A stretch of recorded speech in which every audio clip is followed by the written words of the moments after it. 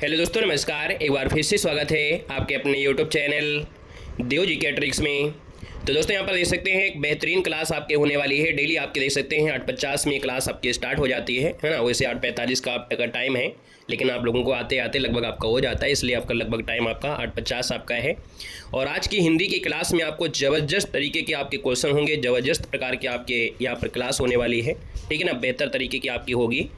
तो अगर आप पहली बार जुड़े हैं और आप किसी भी एग्ज़ाम की तैयारी कर रहे हैं, अगर आपकी एग्ज़ाम में हिंदी आती है तो आप हिंदी की क्लास आप डेली लेते रहिएगा। चाहे आप यूपी पुलिस से हों या आप यूपी टेट की तैयारी कर रहे हैं, यूपीएसआई कर रहे हों, या आपका जो अभी ग्रामीण बैंक का आया है जिसमें हिंदी आनी है ना, वो भी आपकी है, या अदर स्टेट से भी आपके हैं, तो भी आप लोग इस क्लास को रोज़ देखिए, डेली देखिए। 10-15 दिन जैसे आप देखेंगे तो आपको खुद लगेगा कि नहीं, हाँ हिंदी जो हमारी है वो यहीं से आपकी कवर हो जाएंगी। बाकी बेसिक की क्लासें हैं वो आपको प्लेलिस्ट में मिल जाएगा। जो भी आपको टॉपिक नहीं आता है तो आप प्लेलिस्ट में जाइए, वहाँ से बेसिक की क्लास से आप लोग देखते चलिएगा। बाकी टेस्ट पेपर आपको 8:50 में डेली आपको मिलता है रात में, तो डेली लगाइएगा, ठीक है ना। गुड इवनिंग, नमस्ते, जय हिंद, जय माता दी, जय माता दी, नमस्ते, जय हिंद, खुश रहिए, सफल बनाए, राम राम, नमस्ते, जय माता दी। तो चलिए फिर स्टार्ट कर लेते हैं सुपर फास्ट तरीके से। पहला क्वेश्चन आपकी स्क्रीन पर है और आपसे कह रहा है कि हिंदी भाषा किस लिपि में लिखी जाती है। चलिए बताना है कि हिंदी भाषा किस लिपि में लिखी जाती है। चलिए यहाँ पर देख सकते हैं पहले का क्वेश्चन का जो आंसर है सभी का आ गया है। आपका जो आंसर बनेगा इनमें से राइट क्या हो जाएगा, तो आप कहेंगे सर यहाँ पर आंसर डी हो जाएगा, देवनागरी लिपि में लिखी जाती है। अगर हम पूछे देवनागरी लिपि जो आई है कहाँ से आई है, तो दोस्तों याद रखिए इस लिपि का जो विकास हुआ है वो आपके ब्राह्मी लिपि से हुआ है। किससे हुआ है, तो आपकी ब्राह्मी लिपि से हुआ है। तो सबसे पुरानी लिपि कौन सी है, ब्राह्मी लिपि आपकी होती है। तो इनमें से ऑप्शन आपका डी नंबर है राइट हो जाएगा। और अगले क्वेश्चन पर आते हैं। क्वेश्चन आपसे अगला पूछा गया है, यहाँ पर दिया गया है कि हिंदी को राजभाषा का दर्जा मिला है। चलिए बताना है कि हिंदी को राजभाषा का दर्जा मिला है। हाँ, इस क्लास को पढ़ने के बाद आपको जरूरत नहीं पड़ेगी। हिंदी की राजभाषा का जो दर्जा मिला था वो कब मिला, तो दोस्तों यहाँ पर देखा जाए तो ऑप्शन क्या हो जाएगा, बी नंबर 14 सितंबर 1949 को मिला। इसीलिए 14 सितंबर को क्या मनाते हैं, 14 सितंबर को मनाते हैं यहाँ पर हिंदी दिवस मनाया जाता है ना। ऑप्शन नंबर आपका बी हो जाएगा। यहाँ पर आगे बढ़ते हैं। क्वेश्चन आपसे अगला पूछा गया है कि हिंदी भाषा की जो उत्तराधिकारणी है ना, हिंदी भाषा की उत्तराधिकारणी है। तो दोस्तों हिंदी जो आपकी आई है वो कहाँ से आई है, कहीं ना कहीं ये जो दूसरी की जगह आई है, इसका मतलब है कि आपका जो आंसर होगा वो आपका डी हो जाएगा कि जो हिंदी है वो संस्कृत भाषा की उत्तराधिकारणी है। जैसे उत्तराधिकार प्राप्त होता है ना, आपके पिताजी के बाद आपको जो उत्तराधिकार मिलेगा आपको मिलेगा, उसी प्रकार से यहाँ पर है ऑप्शन आपका डी राइट हो जाएगा। अगले क्वेश्चन पर आते हैं। क्वेश्चन आपसे दिया गया है हिंदी की उत्पत्ति किस अपभ्रंश से मानी जाती है। हिंदी की जो उत्पत्ति है वो किस अपभ्रंश से मानी जाती है। तो यहाँ पर देखा जाए तो हिंदी की जो उत्पत्ति है कौन से अपभ्रंश से है, ब्रज से या सौरसेनी से है। तो आप कहेंगे सर इसका आंसर आपका सी हो जाएगा, सौरसेनी अपभ्रंश से मानी जाती है। यहाँ पर देखा जाए तो आपकी जैसे हिंदी होती है, हिंदी में जैसे आपकी होती है ब्राचड़ है ना, ब्राचड़ से सिंधी निकली है, मगधी से बिहारी आई है, उसी प्रकार से सौरसेनी जो आई है वो अपभ्रंश से आई है। आगे बढ़ते हैं। क्वेश्चन आपसे अगला पूछा गया है, दिया गया है कि रोमन लिपि का जो प्रयोग है किस भाषा के लिए नहीं होता है। देखिए रोमन लिपि का जो प्रयोग है वो होता है आपकी फ्रेंच के लिए, जर्मन के लिए, स्पेनिश के लिए होता है, लेकिन कुल्लई भाषा के लिए नहीं होता है। तो ऑप्शन नंबर आपका ए राइट हो जाएगा। यहाँ पर आगे बढ़ते हैं। क्वेश्चन आपसे अगला पूछा गया है, कह रहा है हिंदी भारत की कौन सी भाषा है। हिंदी भारत की कौन सी भाषा है। ये क्वेश्चन आपका हमेशा मिलता है और देखो छपा हुआ मिलेगा भी एग्जाम में कि हिंदी भारत की कौन सी भाषा है। तो आप कहेंगे हिंदी भारत की जो भाषा है कैसी है, तो आप कहेंगे राजभाषा है। राजभाषा क्योंकि आपके भारत में लगभग 10 राज्य हैं जहां पर आपकी हिंदी बोली जाती है। अगर आपके 28 राज्य और 8 केंद्र शासित प्रदेश में हिंदी बोली जाती तो ये हिंदी राष्ट्रभाषा का दर्जा हो जाता। हालांकि कहीं कहीं राष्ट्रभाषा लिखा होता है क्योंकि भारत में सबसे ज्यादा बोला जाना मतलब बोले जाने वाली भाषा जो आपकी हिंदी है, इस वजह से कुछ लोग इसको राष्ट्रभाषा का दर्जा मानते हैं। यहाँ पर आंसर आपका ये बनेगा। अगले क्वेश्चन कराते हैं। क्वेश्चन आपसे दिया गया है 7 नंबर है, भाषा लिखने के लिए प्रयुक्त चिन्हों के व्यवस्थित रूप को क्या कहते हैं। भाषा लिखने के लिए प्रयुक्त होने वाले चिन्हों के व्यवस्थित रूप को क्या कहते हैं। चलिए यहाँ पर आंसर क्या हो जाएगा, तो दोस्तों यहाँ पर दिया है भाषा लिखने के लिए प्रयुक्त चिन्हों के व्यवस्थित रूप को क्या कहते हैं। व्याकरण बोलिए भाषा या लिपि, तो आप कहेंगे सर इसका जो आंसर है यहाँ पर आपका डी हो जाएगा, लिपि हो जाएगा। क्या हो जाएगा, लिपि इसका जो आंसर है यहाँ पर राइट हो जाएगा। 6 नंबर में कह रहे हैं 6 का सी नहीं होगा, याद रखिएगा। हिंदी जो आपकी राजभाषा है, राष्ट्रभाषा नहीं है। हमने आपको बताया भी राष्ट्रभाषा उसे कहते हैं जिस देश में पूरी तरीके से वही भाषा बोली जाती है, लेकिन आपके भारत में मात्र 10 ही राज्य जहां पर हिंदी बोली जाती है। अगर पूरे भारत में बोली जाती हिंदी तो ये राष्ट्रभाषा कहलाती। क्लियर है। आगे बढ़िएगा। क्वेश्चन आपसे अगला पूछा गया है, दिया गया है कि मथुरा, आगरा, धौलपुर, ग्वालियर आदि क्षेत्र में कौन सी बोली बोली जाती है। तो देखते हैं यहाँ पर देखो मथुरा दिया है और मथुरा में आपको मालूम होगा कि कौन सी भाषा होगा। मथुरा जो आपका आता है कौन से क्षेत्र में आता है, तो आप कहेंगे सर ये तो आता है ब्रजभाषा क्षेत्र में, अर्थात ऑप्शन आपका डी राइट हो जाएगा। आगे बढ़ते हैं। क्वेश्चन दिया गया है कि हिंदी का मानक रूप किस भाषा से विकसित हुआ है। चलिए हिंदी का जो मानक रूप है वो किस भाषा से विकसित हुआ है? यहाँ पर जो आपका आंसर है वो राइट इनमें से क्या हो जाएगा? तो मानक रूप आपसे पूछा है तो आप कहेंगे सर इसका जो आंसर है वो सी हो जाएगा, खड़ी बोली, है ना, खड़ी बोली। क्योंकि आपकी जो हिंदी आई है वो सबसे पहले संस्कृत, फिर पाली, फिर प्राकृत, फिर अवाहट, फिर आपकी हिंदी, खड़ी बोली। तो इस प्रकार से ऑप्शन आपका सी नंबर राइट हो जाएगा। अगले क्वेश्चन को आते हैं। क्वेश्चन नंबर आपका 10 है, हिंदी को विकास प्रदान करने वाली भाषा आपकी कौन सी है? तो हिंदी को जो विकास मिला है ना, वो किसके माध्यम से मिला है? तो आपके अपभ्रंश के माध्यम से मिला है, अवाहट जिसे बोलते हैं। तो ऑप्शन आपका बी अपभ्रंश हो जाएगा आंसर राइट। अगले क्वेश्चन कराते हैं। क्वेश्चन नंबर आपका 11 है। देखो अभी हमारी स्पीड थोड़ी ज्यादा हो जाएगी, परेशान मत होइएगा कि हमारी अभी जो स्पीड है वो और स्पीड में हो जाएगी, तब तक सभी लोग जुड़ते जाएंगे। यहाँ पर देखिए आधुनिक भारतीय आर्य भाषाओं का जो विकास हुआ है वो किससे हुआ है? यहाँ पर देखा जाए तो आपका जो आंसर है वो राइट इनमें से क्या हो जाएगा? तो हमने कहा सर ये किससे हुई है? अपभ्रंश से हुई है। तो ऑप्शन नंबर आपका सी यहाँ पर राइट हो जाएगा। 2-3 पॉइंट आपके बनते हैं। जैसे क्वेश्चन आपसे पूछ लेता है कि सर ये जो सिंधी भाषा आपकी है कौन है? तो आपकी जो सिंधी भाषा है इसका विकास कैसे हुआ है? बता सकते हैं कि सिंधी भाषा का जो है वो आपकी ब्राचड़, है ना, क्या है? ब्राचड़ आपका हो जाएगा, ब्राचड़ हो जाएगा। वहीं पर एक पॉइंट और आता है, जैसे आपका पंजाबी है ना, पंजाबी जो आपकी है पंजाबी, तो पंजाबी जो आपकी है किससे है? तो पैसाची, पंजाबी जो आपकी है वो आपकी हो जाएगी पैसाची, क्योंकि ये भी आपका कई बार पूछा जा चुका है, याद रखेगा। आगे बढ़ते हैं। क्वेश्चन आपसे अगला पूछा गया है, यहाँ पर दिया है कि भाषा की मूल इकाई क्या होती है? चलिए बताना है कि भाषा की मूल इकाई, और जब आपसे मूल इकाई पूछ लेता है तब आपको आंसर इनमें से क्या देना है? चलिए यहाँ पर 12 नंबर है, और 12 की अगर बात कर लेते हैं तो मूल इकाई क्या होती है? ध्वनि होती है। क्या होती है? ध्वनि होती है, समझिएगा।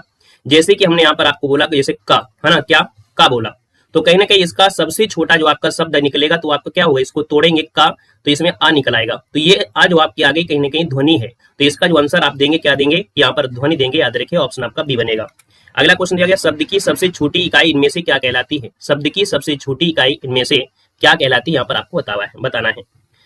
यहाँ पर देखा जाए तो शब्द की सबसे छोटी इकाई जो हो जाएगी वो क्या हो जाएगी? वर्ण हो जाएगी। क्या हो जाएगी? वर्ण हो जाएगी। वर्ण की बात करते हैं, जैसे हमको अगर कोई काम करना है, मान लो किसी का नाम कर लिखना है, तो आप कहेंगे सबसे पहले अगर हम का लिख देते हैं तो यह क्या हो गई? सबसे छोटी इकाई हो गई।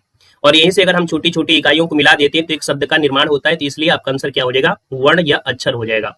आगे बढ़ते हैं। क्वेश्चन आपसे अगला पूछा गया है कि वर्णों के कितने भेद होते हैं? ये क्वेश्चन बिल्कुल आईएमपी है। वर्णों के कितने भेद होते हैं? तो आप कहेंगे सर वर्णों के 2 ही भेद आपको मिलेंगे। कौन कौन हो सकते हैं? तो यहाँ पर कहेंगे सर इसका जो आंसर आपका आएगा वो क्या हो जाएगा? तो यहाँ पर आप कहेंगे सर वर्णों के जो भेद होते हैं वो आपके 2 होते हैं। एक तो होता है स्वर और दूसरा होता है व्यंजन, है ना। एक होता है स्वर, दूसरे होते हैं व्यंजन। तो ऑप्शन नंबर आपका सी राइट हो जाएगा। आगे बढ़ते हैं कि सा का उच्चारण स्थान जो होता है वो कहाँ से होता है? ये देखिए जो सा दिया है इसका जो उच्चारण स्थान होता है वो कहाँ से होता है आपको बताना है।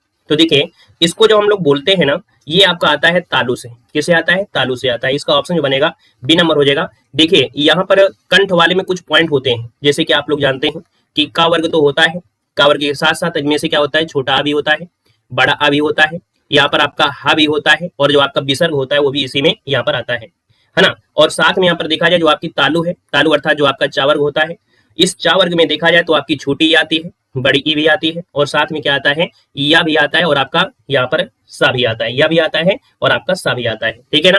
दंत वाले में देखा जाए तो दंत मतलब आपका ता वर्ग होता है, और ता वर्ग वाले में देखा जाए तो आपका जो ला होता है और जो सा होता है वो भी इसी में यहाँ पर आता है। बचा एक मूर्धा, और मूर्धा की बात करते हैं तो इसमें जो आपका ऋषि आता है ना, जो ऋषि होता है वो इसी में आता है।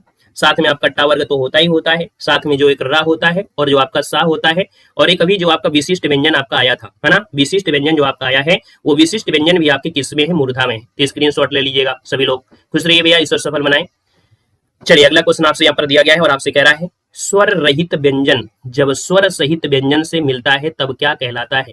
चलिए बताना है, स्वर रहित व्यंजन जब स्वर सहित व्यंजन से मिलता है तो इसे क्या कहते हैं?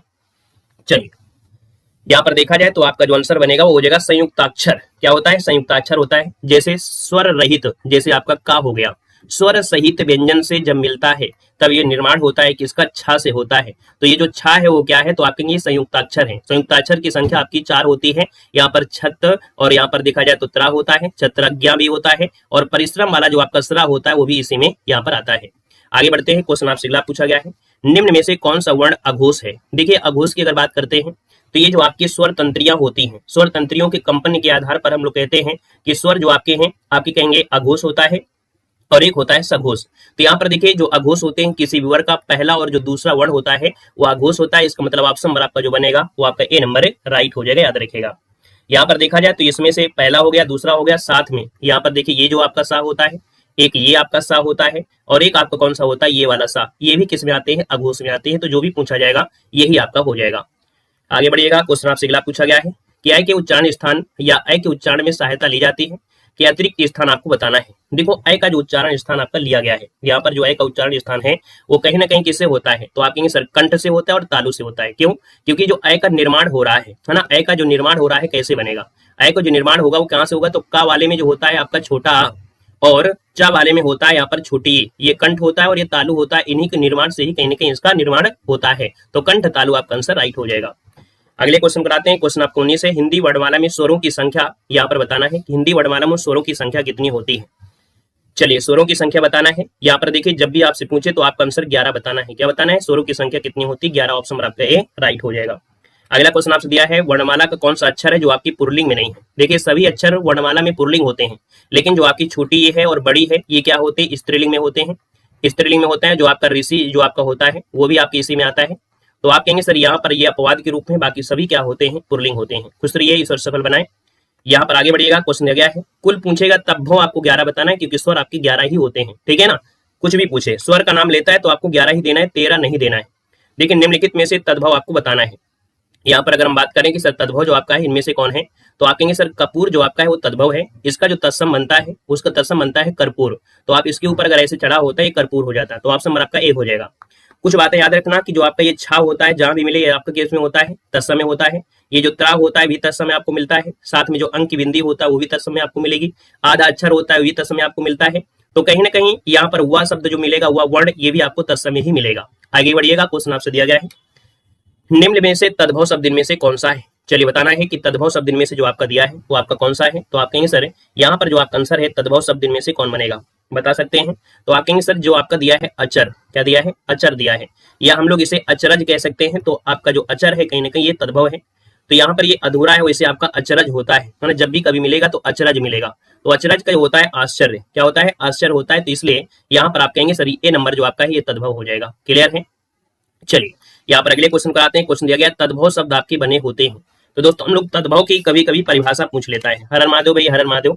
कभी कभी तद्भव शब्द पूछ लेता है कि परिभाषा क्या है। तो सीधी बात है कि संस्कृत शब्दों में से कुछ जो बदलाव आपके होते हैं उन्हीं बदलाव को हम लोग तद्भव कहते हैं। ऑप्शन नंबर आपका डी यहाँ पर राइट हो जाएगा। अगले क्वेश्चन कराते हैं, तत्सम शब्द आपको छांटना है। हमने आपको बताया था कि छोटी सी बारीकी यहाँ पर देखो दिया है, रा नीचे लगा है। रा चाहे ऊपर लगा हो, चाहे रा नीचे लगा हो, चाहे आपका ये वाला रा लगा हो, कहीं भी आपका, तो आपका आंसर क्या होता है, वो तत्सम होता है। तो ऑप्शन ए नंबर राइट हो जाएगा। यहाँ पर अगला दिया गया है मच्छिका, क्या दिया है, सही तद्भव रूप आपको बताना है। यहाँ पर मच्छिका दिया है तत्सम, और इसका जो तद्भव बनता है वो क्या बन जाता है। चलिए इसका जो तद्भव बनता है वो क्या बनता है, मक्खी। क्या होता है, मक्खी। याद रखिएगा छा जो होता है वो तत्सम में होता है, और इसका जब तद्भव बनाते हैं तो ये आपका खा हो जाता है। तो आप जब कहते हैं कि सर जैसे आपका खेत लिखा है, क्या लिखा है, खेत, तो खेत का तत्सम क्या होता है, तो खा का परिवर्तन होता है छा, है ना, और ता का परिवर्तन होता है तरा, तो हो जाएगा क्षेत्र हो जाएगा। ठीक है ना, ता का परिवर्तन हो जाता है किसमें, तरा में हो जाता है। ये रूल होता है, याद रखिएगा। आगे बढ़ते हैं, क्वेश्चन आपसे अगला पूछा गया है और आपसे कह रहा है निम्नलिखित में से समानार्थ, है ना, क्या दिया है, समान अर्थ बताने वाले शब्द क्या कहलाते हैं। जो समान अर्थ बताते हैं उन्हें क्या कहते हैं, तो भैया इनको बोलते हैं पर्यायवाची शब्द। क्या बोलते हैं, पर्यायवाची। ऑप्शन नंबर आपका सी राइट हो जाएगा। अगले क्वेश्चन कराते हैं। क्वेश्चन दिया गया है तमस शब्द समानार्थी शब्द आपसे बताना है। तमस, तमस का समानार्थी आपसे पूछा गया है, और तमस शब्द का समानार्थी क्या होता है, तमाशा नहीं होता है। तमाशा तो ये कहाँ होता है, नौटंकी वगैरह होता है। यहाँ पर जो ऑप्शन आपका डी दिया है अंधकार, तो कहेंगे सर तमस का समानार्थी होता है अंधकार होता है। क्लियर है, ऑप्शन नंबर आपका डी यहाँ पर राइट हो जाएगा। अगला क्वेश्चन दिया गया है देवता का समानार्थी, देवता शब्द का पर्यायवाची नहीं है। तो देखो देवता का पर्यायवाची होता है सुर होता है, अमर होता है, देव होता है, लेकिन सुधाकर नहीं होता है। अब आप बताइएगा कि सुधाकर किसका होता है, सुधाकर जो होता है वो किसका होता है, जल्दी से बताइएगा। चलिए सुधाकर जो होता है वो किसका होता है, चंद्रमा का होता है। ये होता है आपके चंद्रमा का होता है। चलिए आगे बढ़िएगा, क्वेश्चन आपसे अगला पूछा गया है। यहाँ पर दिया है पक्षी दाना चुग रहा है, पक्षी दाना चुग रहा है, रेखांकित में से आपको पर्यायवाची शब्द आपका नहीं है। मतलब पक्षी के पर्यायवाची आपसे कह रहा है इनमें से कौन सा नहीं है। तो पक्षी के पर्यायवाची में देखो यहाँ पर अंडज होता है, खग होता है, नवचर होता है, लेकिन पंकज नहीं होता है। पंकज मतलब ये होता है कमल होता है। तो आप कहेंगे सर इसका आंसर नंबर आपका ए राइट हो जाएगा, ए नंबर आपका बनेगा। यहाँ पर दिया गया है कि इन शब्दों में से कौन सा शब्द चंद्रमा का समानार्थी है। देखो चंद्रमा का समानार्थी इनमें से क्या बनेगा। चलिए चंद्रमा का समानार्थी में से क्या बनेगा, तो कहेंगे चंद्रमा का समानार्थी यहाँ पर देखो दिया है अंशु, दिनेश और रश्मि और आपका इंदु दिया गया है। यहाँ पर देखा जाए तो चंद्रमा का समानार्थी है क्या, अंशु है। अंशु तो किरण का होता है, ये तो हो नहीं सकता है। तो यहाँ पर आंसर आपका इंदु हो जाएगा। क्या हो जाएगा, इंदु हो जाएगा, ऑप्शन आपका डी हो जाएगा, इंद हो जाएगा, राइट आंसर आपका बनेगा। क्लियर है? चलिए आगे बढ़ते हैं। क्वेश्चन दिया गया है, निम्न में से कौन सा नारी शब्द का पर्यायवाची नहीं है? चलिए, नारी शब्द का पर्यायवाची नहीं है, तो आप कहेंगे सर नारी का पर्यायवाची इनमें से कह रहा नहीं है ना? तो नारी का पर्यायवाची क्या होता है? वनिता होता है, कामनी होता है, रमणी होता है, लेकिन वनीता नहीं होता है। क्या? वनीता नहीं, विनीता नहीं होता है। तो आप कहेंगे ऑप्शन नंबर आपका डी यहाँ पर राइट हो जाएगा, याद रखिएगा। अगले क्वेश्चन कराते हैं। क्वेश्चन आपसे अगला पूछा गया है कि दिए गए विकल्प में से सुधा का समानार्थी इनमें से कौन सा है? तो सुधा का समानार्थी क्या होता है? चलिए, सुधा का समानार्थी इनमें से क्या हो जाएगा? तो सुधा का होता है अमृत, ऑप्शन नंबर आपका सी हो जाएगा, अमृत हो जाएगा। अगला क्वेश्चन दिया गया है, कोकिल का समानार्थी नहीं है। कोकिल का समानार्थी नहीं है, आपसे पूछा गया है कोकिल का समानार्थी कौन सा नहीं है? तो देखिए, कोकिल का क्या होता है? पिक होता है, यहाँ पर कोयल होता है, श्यामा होता है, लेकिन मधुकरी नहीं होता है। तो ये जो मधुकरी होता है ना, वो किसका होता है? चलिए बताना है। मधुकरी मतलब भिचाटन जिसे कहते हैं, है ना? तो आप कहेंगे सर इसका जो आंसर है यहाँ पर आपका बी वाला मधुकरी नहीं होगा। आगे बढ़ते हैं। क्वेश्चन आपसे अगला पूछा गया है कि सौमित्र शब्द किसका समानार्थी है? सौमित्र किसे कहते हैं? सुमित्रा शब्द हमने सुना, सुमित्रा। तो आप कहेंगे सर लक्ष्मण की माता का नाम था सौमित्र अर्थात सुमित्रा, इसलिए लक्ष्मण जी को सौमित्र कहा जाता है। ऑप्शन नंबर आपका ए राइट हो जाएगा। अगला क्वेश्चन यहाँ पर दिया गया है और आपसे कह रहा है घर का पर्यायवाची इनमें से कौन सा है? घर का पर्यायवाची क्या होता है? चलिए, घर का पर्यायवाची होता है आलय होता है। क्या होता है? आलय होता है, उरग नहीं होता है। उरग तो सर्प का होता है ना, अनल जो आपका आग का होता है, वह हवा का होता है। तो ऑप्शन आपका सी आलय हो जाएगा। अगला क्वेश्चन दिया गया है कि सरस्वती शब्द का समानार्थी नहीं है। सरस्वती शब्द का समानार्थी नहीं है, इस बात को याद रखना। एग्जाम में से नहीं शब्द को जरूर ध्यान किया करें, क्योंकि हमारी भी सीरीज में नई शब्द आपको ज्यादा ऐड किए जाते हैं ताकि आपको कंफ्यूजन ना हो। तो सरस्वती का समानार्थी कौन सा यहाँ पर नहीं है? आप कहेंगे सर यहाँ पर देखा जाए तो सरस्वती का पर्यायवाची यहाँ पर देखो वागीश्वरी है, शारदा भी है, वाणी भी होता है, लेकिन सुधी नहीं होता है। सुधी नहीं होता है, याद रखिएगा। सुधी होता है विद्वान, सुधी कहा जाता है आपके विद्वान को कहा जाता है, याद रखिएगा, विद्वान को। तो ऑप्शन आपका सी बनेगा। अगले क्वेश्चन कराते हैं। क्वेश्चन दिया गया है, इनमें से कौन सा शब्द है रक्त का समानार्थी अर्थ प्रकट नहीं करता है? तो देखिए, रक्त का समानार्थी इनमें से क्या क्या हो सकता है? रक्त का समानार्थी इनमें से क्या हो जाएगा? देखो, लहू होता है, रुधिर होता है, सड़ित होता है या सोडित कह सकते हैं, यहाँ पर सोडित भी कह सकते हैं। सोडित आपका हो जाएगा, वो की मात्रा लगा सकते हैं। रिप नहीं होता है, यहाँ पर रिप जो आपका होता है वो क्या होता है? शत्रु होता है। रिप मतलब होता है शत्रु होता है, या बैरी कह सकते हैं। तो ऑप्शन क्या हो जाएगा? यहाँ पर ए नंबर यहाँ पर हो जाएगा। अगले क्वेश्चन कराते हैं। क्वेश्चन दिया गया है, तरंग शब्द का समानार्थी आपको चयन करना है। तरंग, तरंग मतलब होता है हिलोर, है ना, हिलोर। तो यहाँ पर देखा जाए तो आपका आंसर क्या हो जाएगा? यहाँ पर तरंग शब्द का सही समानार्थी होता है कौन? ऊर्मी होता है। ऊर्मी, ऊर्मी मतलब जो ऑप्शन आपका बी दिया है वो आपका राइट हो जाएगा, ऊर्मी। अगला क्वेश्चन दिया गया है, उत्कंठा का समानार्थी क्या है? ये बहुत क्वेश्चन पूछा जा रहा है इस समय।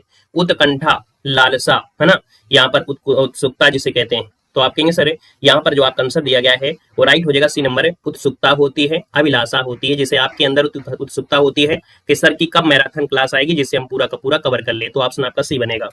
अगला है, तुरंग किसका समानार्थी होता है? तुरंग किसे कहते हैं? तो आप कहेंगे सर तुरंग जो होता है वो आपके घोड़ा का होता है। ऑप्शन नंबर आपका बनेगा यहाँ पर आपका बी नंबर। अगला है, चांदनी का समानार्थी इनमें से कौन सा नहीं है? देख सकते हैं यहाँ पर नहीं शब्द आपसे दिया है कि चांदनी का समानार्थी इनमें से नहीं है। चलिए, चांदनी, चांदनी आप कहेंगे सर चांदनी जो आपका होता है ज्योत्सना होता है, चमक होता है, रोशनी होता है, लेकिन बिजली नहीं होता है ना, बिजली नहीं होता है। ऑप्शन नंबर आपका ए बन जाएगा, राइट हो जाएगा। अगले क्वेश्चन कराते हैं। क्वेश्चन दिया गया है कि बादल का कौन सा विकल्प जो कि समानार्थी है? बादल का समानार्थी क्या होता है? तो हमने एक बात बताया था कि बादल में देखो यहाँ पर दा लगा है, क्या लगा है? दा लगा है, और जिस भी ऑप्शन में दा लगा वही इसका आंसर होगा। बादल, अम्बुद, हमने कहा था जल में अगर आप दा जोड़ देते हैं तो ये बादल की पर्यायवाची होती है, जलद, अम्बुद, नीरद, तोयद, है ना। तो कहीं ना कहीं दा शब्द लगा है, इसका मतलब ये बादल है। क्लियर है? और अगर जल में अगर जा जोड़ दिया जाता है तो ये कमल के पर्यायवाची हो जाते हैं। यहाँ पर आगे बढ़ते हैं। ए नंबर नहीं होगा भाई, अम्बुज, ये जो आपका जा शब्द आपका है, ये हमने कहा जल में जा जोड़ेंगे तो कमल होता है। अम्बुद, द शब्द जुड़ा है ऑप्शन डी के साथ। चलिए अगले क्वेश्चन कराते हैं। मुकुल किसका समानार्थी होता है? मुकुल, मुकुल किसे कहते हैं? चलिए, मुकुल मतलब होता है कली, ये टेस्ट पेपर में आपको मिला होगा। मुकुल मतलब होता है कली, ऑप्शन आपका डी बनेगा। चीर शब्द का समानार्थी आपका है क्या? थोड़ा स्पीड बढ़ने वाली है ना। यहाँ पर देखिए चीर शब्द दिया है और चीर शब्द का समानार्थी होता क्या है? तो हमने कहा चीर, क्या चीरेंगे? वस्त्र को चीरेंगे, कपड़े को चीरेंगे, लोहा को तो नहीं चीर पाएंगे। तो कहेंगे चीर शब्द जो होता है वो क्या होता है? यहाँ पर देखा जाए तो वस्त्र, ऑप्शन नंबर आपका सी यहाँ पर राइट हो जाएगा। आगे बढ़िएगा। क्वेश्चन दिया गया जंगल का समानार्थी कौन सा है? जंगल का समानार्थी इनमें से कौन सा हो सकता है? तो जंगल सुनसान नहीं होगा, जंगल को बोलेंगे अरण्य, ऑप्शन नंबर आपका बी राइट हो जाएगा कि जंगल का होता है विपिन, कानन, है ना, अटवी, कांतार, वन होता है, ऑप्शन नंबर आपका बी बनेगा। अगला दिया गया है वसुधा शब्द का अर्थ क्या होता है? वसुधा शब्द का जो अर्थ होता है वो क्या होता है, धरती। वसुधा क्या होता है, धरती। भू है ना, अचला, मेदिनी, ये आपके होता है ऑप्शन नंबर आपका डी बनेगा। अगला क्वेश्चन आपसे दिया गया है, सुधाकर किस शब्द का समानार्थी है, सुधाकर। चलिए बताइएगा सुधाकर, ये कई बार पूछा जा चुका है। सुधाकर जो आपका होता है वो किसका होता है, तो सुधाकर दिया गया है किसका समानार्थी आपका है, धरती, चांद, हवा और रात। इनमें से जो आपका आंसर होगा, इनमें से क्या हो जाएगा, तो सुधाकर दिया है तो आप कहेंगे सर ये चांद हो जाएगा, ऑप्शन नंबर आपका बनेगा बी नंबर राइट हो जाएगा, याद रखेगा, ठीक है ना। यहाँ पर आगे बढ़ते हैं, क्वेश्चन आपसे दिया गया है, कह रहे हैं हमें अनाथ बच्चों की मदद करनी चाहिए, रेखांकित शब्द का विलोम बताना है। मतलब अनाथ का विलोम क्या होता है, अनाथ का विलोम क्या होता है, तो अनाथ का विलोम होता है सनाथ, ऑप्शन नंबर आपका बनेगा ये नंबर, अनाथ का होता है सनाथ होता है। अज्ञ का बता दीजिएगा, अज्ञ का क्या होता है, तो अज्ञ का क्या होता है, विज्ञ होता है। क्या होता है, अज्ञ का जो होता है विज्ञ होता है, या इसे हम लोग प्रज्ञ भी कहते हैं, क्या बोलते हैं, प्रज्ञ भी बोला जाता है। यहाँ पर आगे बढ़ते हैं, क्वेश्चन आपसे अगला पूछा गया है, कह रहे हैं नैसर्गिक का विलोम क्या होता है, नैसर्गिक का विलोम क्या होता है। चलिए नैसर्गिक का विलोम होता है कृत्रिम, क्या होता है, कृत्रिम। नैसर्गिक मतलब होता है जो प्रकृति ने हमको दिया है, और कृत्रिम मतलब जो हम लोग बनाते हैं, तो आपका आंसर डी राइट हो जाएगा। अगला है नवीन शब्द का विलोम बताना है, नवीन का विलोम क्या होता है। चलिए नवीन का होता है प्राचीन, नोट करिएगा क्योंकि यहाँ पर क्वेश्चन में से गड़बड़ी आ जाती है। नवीन का जो आपका होता है वो क्या होता है, प्राचीन होता है। अब आप कहेंगे सर नया दिया है तो नया काम क्या करें, तो नया का पुराना होता है, क्या होता है, नया का जो होता है वो पुराना होता है ना। यहाँ पर देखिए पुरातन दिया गया है, और पुरातन का होता है अधुनातन, क्या होता है, अधुनातन होता है, याद रखिएगा। आगे बढ़िएगा, क्वेश्चन आपसे अगला पूछा गया है, दिया गया है कि अवन शब्द का विलोम क्या होता है, अवनि का विलोम क्या होता है आपको बताना है। तो आप कहेंगे सर यहाँ पर जो अवनि दिया है ना, तो अवनि का हो जाएगा अंबर, अवन मतलब होता है धरती, तो इसका विलोम क्या हो जाएगा, अंबर, ऑप्शन नंबर आपका डी राइट हो जाएगा, अंबर। अगला दिया है संक्षिप्त का विलोम क्या होता है, कोई चीज आप कहते हैं सर संक्षिप्त में बताइए, तो भैया संक्षिप्त का जो विलोम बनता है वो क्या होता है। चलिए संक्षिप्त का विलोम होता है विस्तृत, क्या होता है, विस्तृत होता है, विस्तृत बन जाएगा, याद रखिएगा। अगला है छिछला शब्द का विलोम क्या होता है, बहुत बारी क्वेश्चन पूछा गया है, छिछला। तो छिछला मतलब जानते हैं जहां आप तालाब में जा रहे हो या नदी में जा रहे हो, थोड़ी सी ऊंचाई होती है ना, थोड़ा सा उथला जिसे बोलते हैं, तो भैया छिछला का जो विलोम बनेगा वो क्या बनेगा, तो गहरा बनेगा, ऑप्शन नंबर आपका ए हो जाएगा, गहरा हो जाएगा। छिछला को हम लोग उथला भी कहते हैं, तो इसका विलोम गहरा होता है, ऑप्शन आपका ए बनेगा।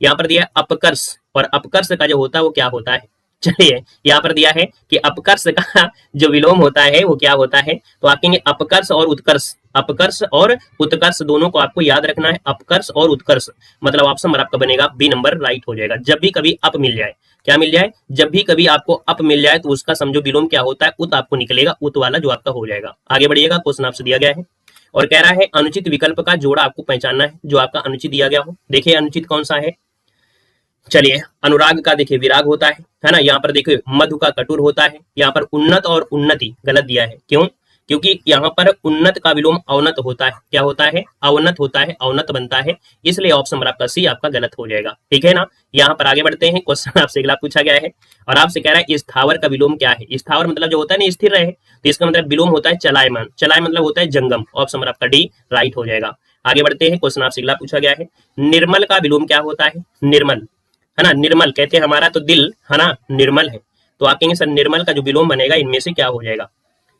चलिए बताइएगा निर्मल का विलोम क्या हो जाएगा, इनमें से विलोम पूछा है ना, कोमल क्यों लगा रहे हैं, निर्मल का विलोम पूछा है, तो मलिन होता है, मलिन मतलब गंदा होता है, क्या होता है, निर्मल मतलब स्वच्छ, तो इसका विलोम हो जाएगा मलिन, मलिन मतलब होता है गंदा, तो ऑप्शन नंबर क्या देंगे आप, सी देंगे। अब आप डी दोगे तो डी मतलब कोमल, निर्मल और कोमल ये जो आपके दिए गए ना समानार्थी हैं, तो इसका होता है मलिन मतलब होता है गंदा, क्लियर है।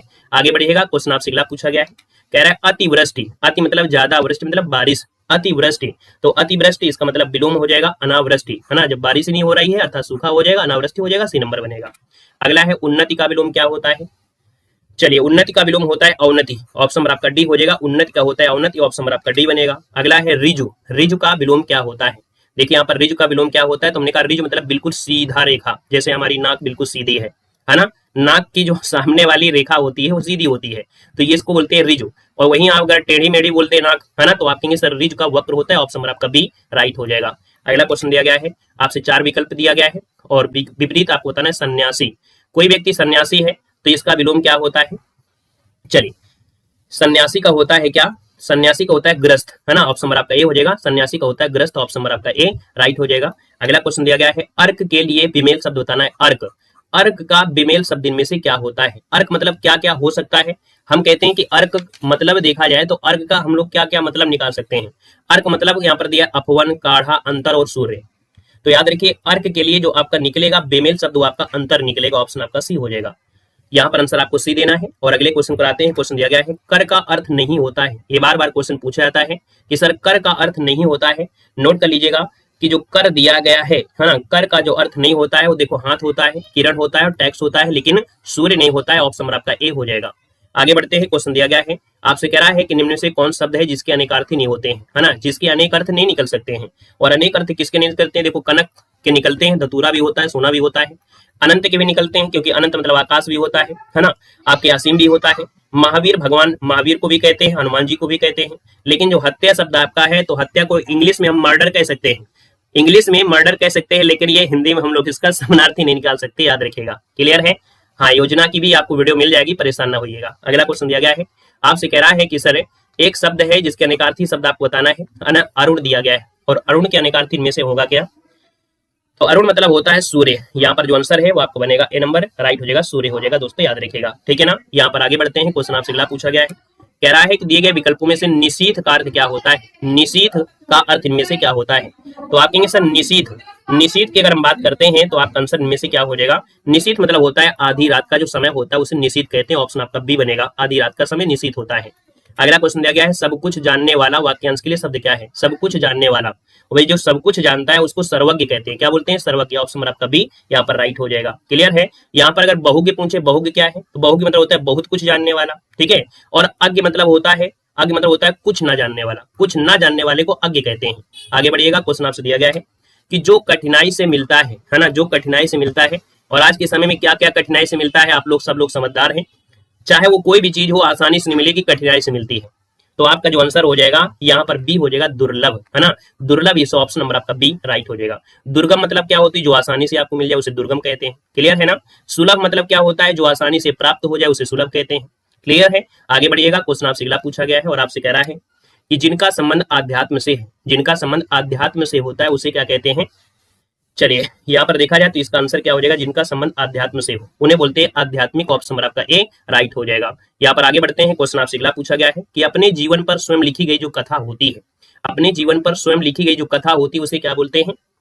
चलिए यहाँ पर देखा जाए इसे बोलते हैं आत्मकथा, है ना। क्या बोलते हैं, आत्मकथा। ऑप्शन नंबर आपका डी राइट हो जाएगा, आत्मकथा होती है। अगला क्वेश्चन है जो काम करना कठिन हो, जो काम करना का क्या कहते हैं। तो जो काम करना कठिन हो उसे बोलते हैं दुष्कर। क्या बोलते हैं, दुष्कर। ऑप्शन नंबर आपका ए हो जाएगा, दुष्कर बनेगा। अगला क्वेश्चन यहाँ पर दिया है ना, उपकार को जो मानता है, उपकार को मानने वाला। जैसे हम आपको पढ़ा रहे हैं, आप लोग हमारा तरीके से जैसे हम आपको पढ़ा रहे हैं तो आप उपकार को मान रहे हो, हम आपसे कहते हैं सब लोग लाइक कर दिया करें, यही आपका एक प्रकार से गुरु दक्षिणा है, यही आपका उपकार है। जैसे हम उपकार कर रहे हैं आपका, तो आपका भी इस प्रकार से रिस्पॉन्स है। तो उपकार को जो मानता है उसे बोलते हैं कृतज्ञ, और जो उपकार को नहीं मानता है उसे बोलते हैं कृतघ्न। तो ऑप्शन नंबर क्या लगाएंगे, ए नंबर इसका राइट हो जाएगा। अगला क्वेश्चन यहाँ पर दिया गया है कि मोक्ष की इच्छा रखने वाला, मोक्ष की इच्छा रखने वाला।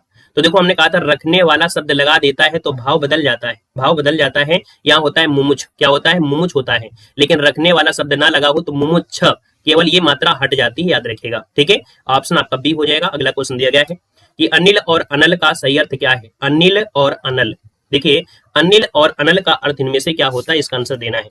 तो देखिए अनिल मतलब होता है वायु और अनल मतलब होता है अग्नि। तो आपका आंसर क्या हो जाएगा, ए नंबर हो जाएगा। अनिल मतलब वायु और अनल मतलब अग्नि। ऑप्शन नंबर आपका ए राइट हो जाएगा। चलिए आगे बढ़ते हैं कि कौन सा जोड़ा समरूपी भिन्नार्थक है, कौन सा जोड़ा समरूपी भिन्नार्थक है।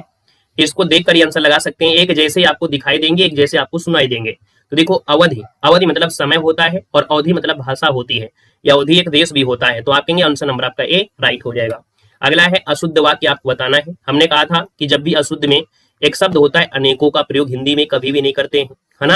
हिंदी में अनेकों का प्रयोग कभी नहीं होता है। श्री कृष्ण के या कृष्ण जी के अनेक नाम है, ये शुद्ध होता है, अनेकों शब्द कभी नहीं होता है, याद रखिए। ठीक है। जंगल में अनेकों वृक्ष थे तो गलत है, जंगल में अनेक वृक्ष थे ये कह सकते हैं, तो अनेकों शब्द आपका नहीं लगेगा। आगे बढ़िएगा कि उन्होंने कहाँ जाना है, वाक्य में किस प्रकार की अशुद्धि है, उन्होंने कहाँ जाना है। तो भाई ये बताइएगा, ये जो गड़बड़ी आपको मिल रही है यहीं से तो आपको मिल रही है। उन्होंने कहाँ जाना है, तो ये क्या है, सर्वनाम आपकी है, सर्वनाम आपकी हो जाएगी। यहाँ पर उन्हें कहाँ जाना है या उसे कहाँ जाना है, तो इसका मतलब आपका गड़बड़ी यहाँ पर सर्वनाम में है। यहाँ पर आगे बढ़ते हैं। क्वेश्चन आपसे दिया गया है हमारा समाज उन्नति के पथ में है, इस वाक्य में किस प्रकार की अशुद्धि है? तो उन्नति के पथ में है, यहाँ पर पथ में है, तो हमने कहा उन्नति के पथ पर है, क्योंकि पथ मतलब रास्ता, और रास्ता के ऊपर होते हो ना कि रास्ते के नीचे होते हो, तो यहाँ पर होना चाहिए, इसका मतलब यहाँ पर कारक संबंधी अशुद्धि है। ऑप्शन नंबर आपका बी राइट हो जाएगा। आगे बढ़ते हैं कि दिए गए वाक्य में त्रुटिहीन वाक्य इनमें से कौन सा है, तो देखते हैं यहाँ पर कौन सा त्रुटिहीन वाक्य दिया गया है। तो चलिए यहाँ पर आप कहेंगे सर इसका देखा जाए, शरीर से ताकत होनी चाहिए, शरीर से ताकत होनी चाहिए, शरीर के अंदर ताकत होनी चाहिए, शरीर में ताकत, आप कहेंगे सर मिल गया है, ऑप्शन नंबर आपका सी, शरीर में ताकत होनी चाहिए, यहाँ पर आंसर आपका सी बन जाएगा। आगे बढ़ते हैं, क्वेश्चन दिया गया है राजा ने चोर को मृत्युदंड की सजा दी, वाक्य में त्रुटि कहां पर है? चलिए, राजा ने चोर को मृत्युदंड की सजा दी, कहां मिल गई है? सजा दी, तो यहाँ पर गड़बड़ी इसी में है जहां पर हमने निशान लगा दिया है। तो आप कहेंगे सर क्या गड़बड़ी है? राजा ने चोर को मृत्युदंड दिया, क्योंकि मृत्युदंड और सजा दोनों एक ही चीज है, तो दोनों को एक साथ नहीं लगा सकते हैं, तो इसलिए आप कहेंगे सर इसका जो आंसर है वो आपका ए नंबर यहाँ पर गड़बड़ दिया गया है। आगे बढ़ते हैं, अगला क्वेश्चन आपसे दिया गया है, दिए गए विकल्पों में से सही वाक्य आपको चुनना है कि तलवार एक उपयोगी अस्त्र है, तलवार एक उपयोगी फौलाद है, या तलवार एक उपयोगी शस्त्र है, या तलवार एक उपयोगी शास्त्र है। यहाँ पर आपको बताना है कि कौन सा आपका आंसर है, यहाँ पर होगा राइट। चलिए तो आप कहेंगे सर तलवार एक उपयोगी शस्त्र है, ऑप्शन नंबर आपका बनेगा सी नंबर है राइट होगा। तलवार एक उपयोगी क्या है? शस्त्र है, याद रखिएगा, ऑप्शन नंबर आपका सी राइट हो जाएगा। याद रखिएगा कि हाथ में लेकर लड़े जाने वाले जो हथियार होते हैं उनको शस्त्र कहते हैं, जो हाथ में लेकर लड़ते हैं उनको हम लोग बोलते हैं शस्त्र कहते हैं दोस्तों, और जो फेंक कर चलाए जाते हैं हथियार उनको अस्त्र कहते हैं। यहाँ पर आगे बढ़ते हैं, क्वेश्चन आपसे दिया गया है, और ये क्वेश्चन कई जगह आपको बाद में मिलेगा भी, गूगल बाबा भी झूठ बोलते हैं। देखिए क्वेश्चन में आपको दिया गया है कि आधुनिक परिवार का एक हिस्सा बनकर जिंदगी मानसिक तनाव से गुजर गई है, गुजर गई है। यहाँ पर देखो त्रुटि मिली है, और ये त्रुटि क्या है? गुजर गई है, गुजर गई नहीं है, गुजर रही है, गुजर रही है, गुजर गई नहीं है। तो आप कहेंगे सर यहाँ पर गड़बड़ी आपको मिल चुकी है, और ये गड़बड़ी आपकी कहां पर है? तो गुजर गई है, ये गड़बड़ी गुजर रही है होना चाहिए, तो ऑप्शन नंबर आपका बी यहाँ पर गड़बड़ हो जाएगा। यहाँ पर आगे बढ़ते हैं, क्वेश्चन आपसे अगला पूछा गया है, और आपसे कह रहा है कि निम्न प्रश्न में 4 विकल्प दिए हैं, उचित कारक बताना है। बोतल में दूध बचा है, बोतल में दूध बचा है, अब आपको बताना है यहाँ पर जो आंसर बनेगा वो राइट इनमें से क्या हो जाएगा। बोतल में दूध बचा है, यहाँ पर जो आंसर है वो राइट इनमें से क्या होगा? तो आप कहेंगे सर यहाँ पर देखो बोतल में है ना, अधिकरण में, ऑप्शन नंबर आपका सी हो जाएगा। बोतल में अधिकरण में मतलब ऑप्शन नंबर आपका बी यहाँ पर हो जाएगा। यहाँ पर आगे बढ़ते हैं, क्वेश्चन आपसे दिया गया है प्रबंधकर्ता, यहाँ पर स्त्रीलिंग आपको बताना है कि सही स्त्रीलिंग क्या होता है, प्रबंधकर्ता का जो स्त्रीलिंग होता है वो क्या होता है। चलिए क्या होता है, तो ता का परिवर्तन याद रखिए, ता का जो परिवर्तन होता है त्रा में हो जाता है, किसमें? त्रा में हो जाता है। तो आप कहेंगे सर इसका जो आंसर बनेगा प्रबंधकत्री बनेगा, क्या बनेगा? प्रबंधकत्री बनेगा। यहाँ पर जो गड़बड़ी सब में है, आप इसको प्रबंधकत्री कर लीजिएगा, यहाँ पर ये टाइपिंग में गड़बड़ी हो गई है, प्रबंधकत्री होता है, याद रखिए, ता का परिवर्तन त्री होता है, याद रखिए, मतलब ता का परिवर्तन त्रा हो जाता है, तो आपको प्रबंधकत्री कर लेना, हमने इसको सुधार दिया है ना, बाकी आप लोग समझदार है, वो टाइपिंग में गड़बड़ी हो गई थी। अगला है कुम्हार का जो स्त्रीलिंग होता है क्या होता है? चलिए बताइएगा, कुम्हार का स्त्रीलिंग में से क्या बनेगा? तो आप कहेंगे सर कुम्हार का जो स्त्रीलिंग होता है वो क्या होता है? चलो हम सबको एक एक नंबर दे देते हैं, ठीक, खुश हो गए, सबको हम एक एक नंबर दे देते हैं, वो हमसे गलती थी, हमारी टाइपिंग से गड़बड़ी थी, हम आपको एक एक नंबर बिल्कुल से फ्री में दे देते हैं। चलिए देखो कुम्हार का स्त्रीलिंग क्या होता है? कुम्हारिन, क्या होता है? कुम्हारिन होता है, मतलब ऑप्शन नंबर आपका बी बनेगा। अगला दिया है चुटिया का विलोम क्या होता है, सॉरी चुटिया का बहुवचन क्या होता है? तो जब भी कभी लास्ट में या मिले तो याद रखिए उसमें आपको चांद की बिंदी लगा देना है, जैसे बुढ़िया होता है ना, बुढ़िया होता है, तो उसमें भी क्या होता है? लास्ट में चांद की बिंदी जोड़ देते हैं, तो आपका आंसर क्या हो जाएगा? चलिए मिल गया कि नहीं मिल गया? मिल गया है। चलिए चुटिया का हो जाएगा, चुटिया मतलब ऑप्शन आपका ए बन जाएगा। अगला क्वेश्चन दिया गया है सही बहुवचन बताना है। यहाँ पर देखिए नेता का नेता होता है, तो आप कहेंगे जी सर जी नेता का बहुवचन नेता ही होता है, तो इसका आंसर आपका डी, नेता का बहुवचन नेता ही होता है, याद रखिएगा, ठीक है। आगे बढ़िएगा कि आचार्य का पुल्लिंग क्या होता है? आचार्य का पुल्लिंग होता है क्या? आचार्य होता है, यहाँ पर बड़ा की मात्रा है, इसका मतलब आपका पुल्लिंग बनेगा आचार्य, मतलब ऑप्शन आपका बी राइट हो जाएगा। अगला क्वेश्चन दिया गया है पुल्लिंग शब्द का चयन करना है।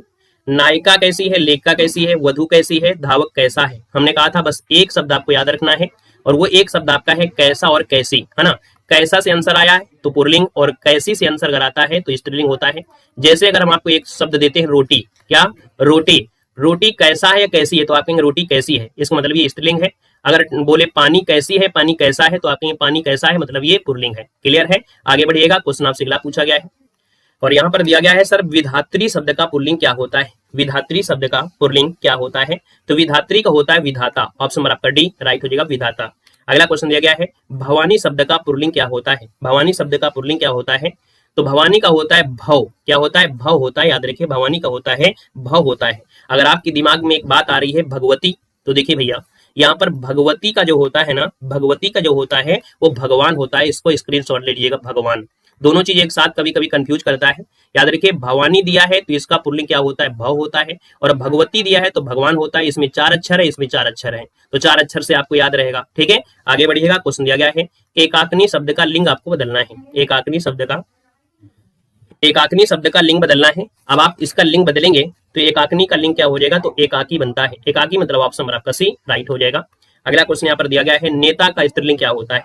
नेता का स्त्रीलिंग पूछा है, तो नेता का स्त्रीलिंग पूछा है तो नेत्री हो जाएगा। हमने कहा था कि भैया ता का परिवर्तन जो होता है वो त्र में हो जाता है। किसमें? त्र में हो जाता है। तो आप कहेंगे सर इसका जो आंसर आपका आ गया है वो बी नंबर राइट हो जाएगा। नेता का अगर बहुवचन पूछ लेता तो नेता का नेता ही होता है, याद रखिएगा।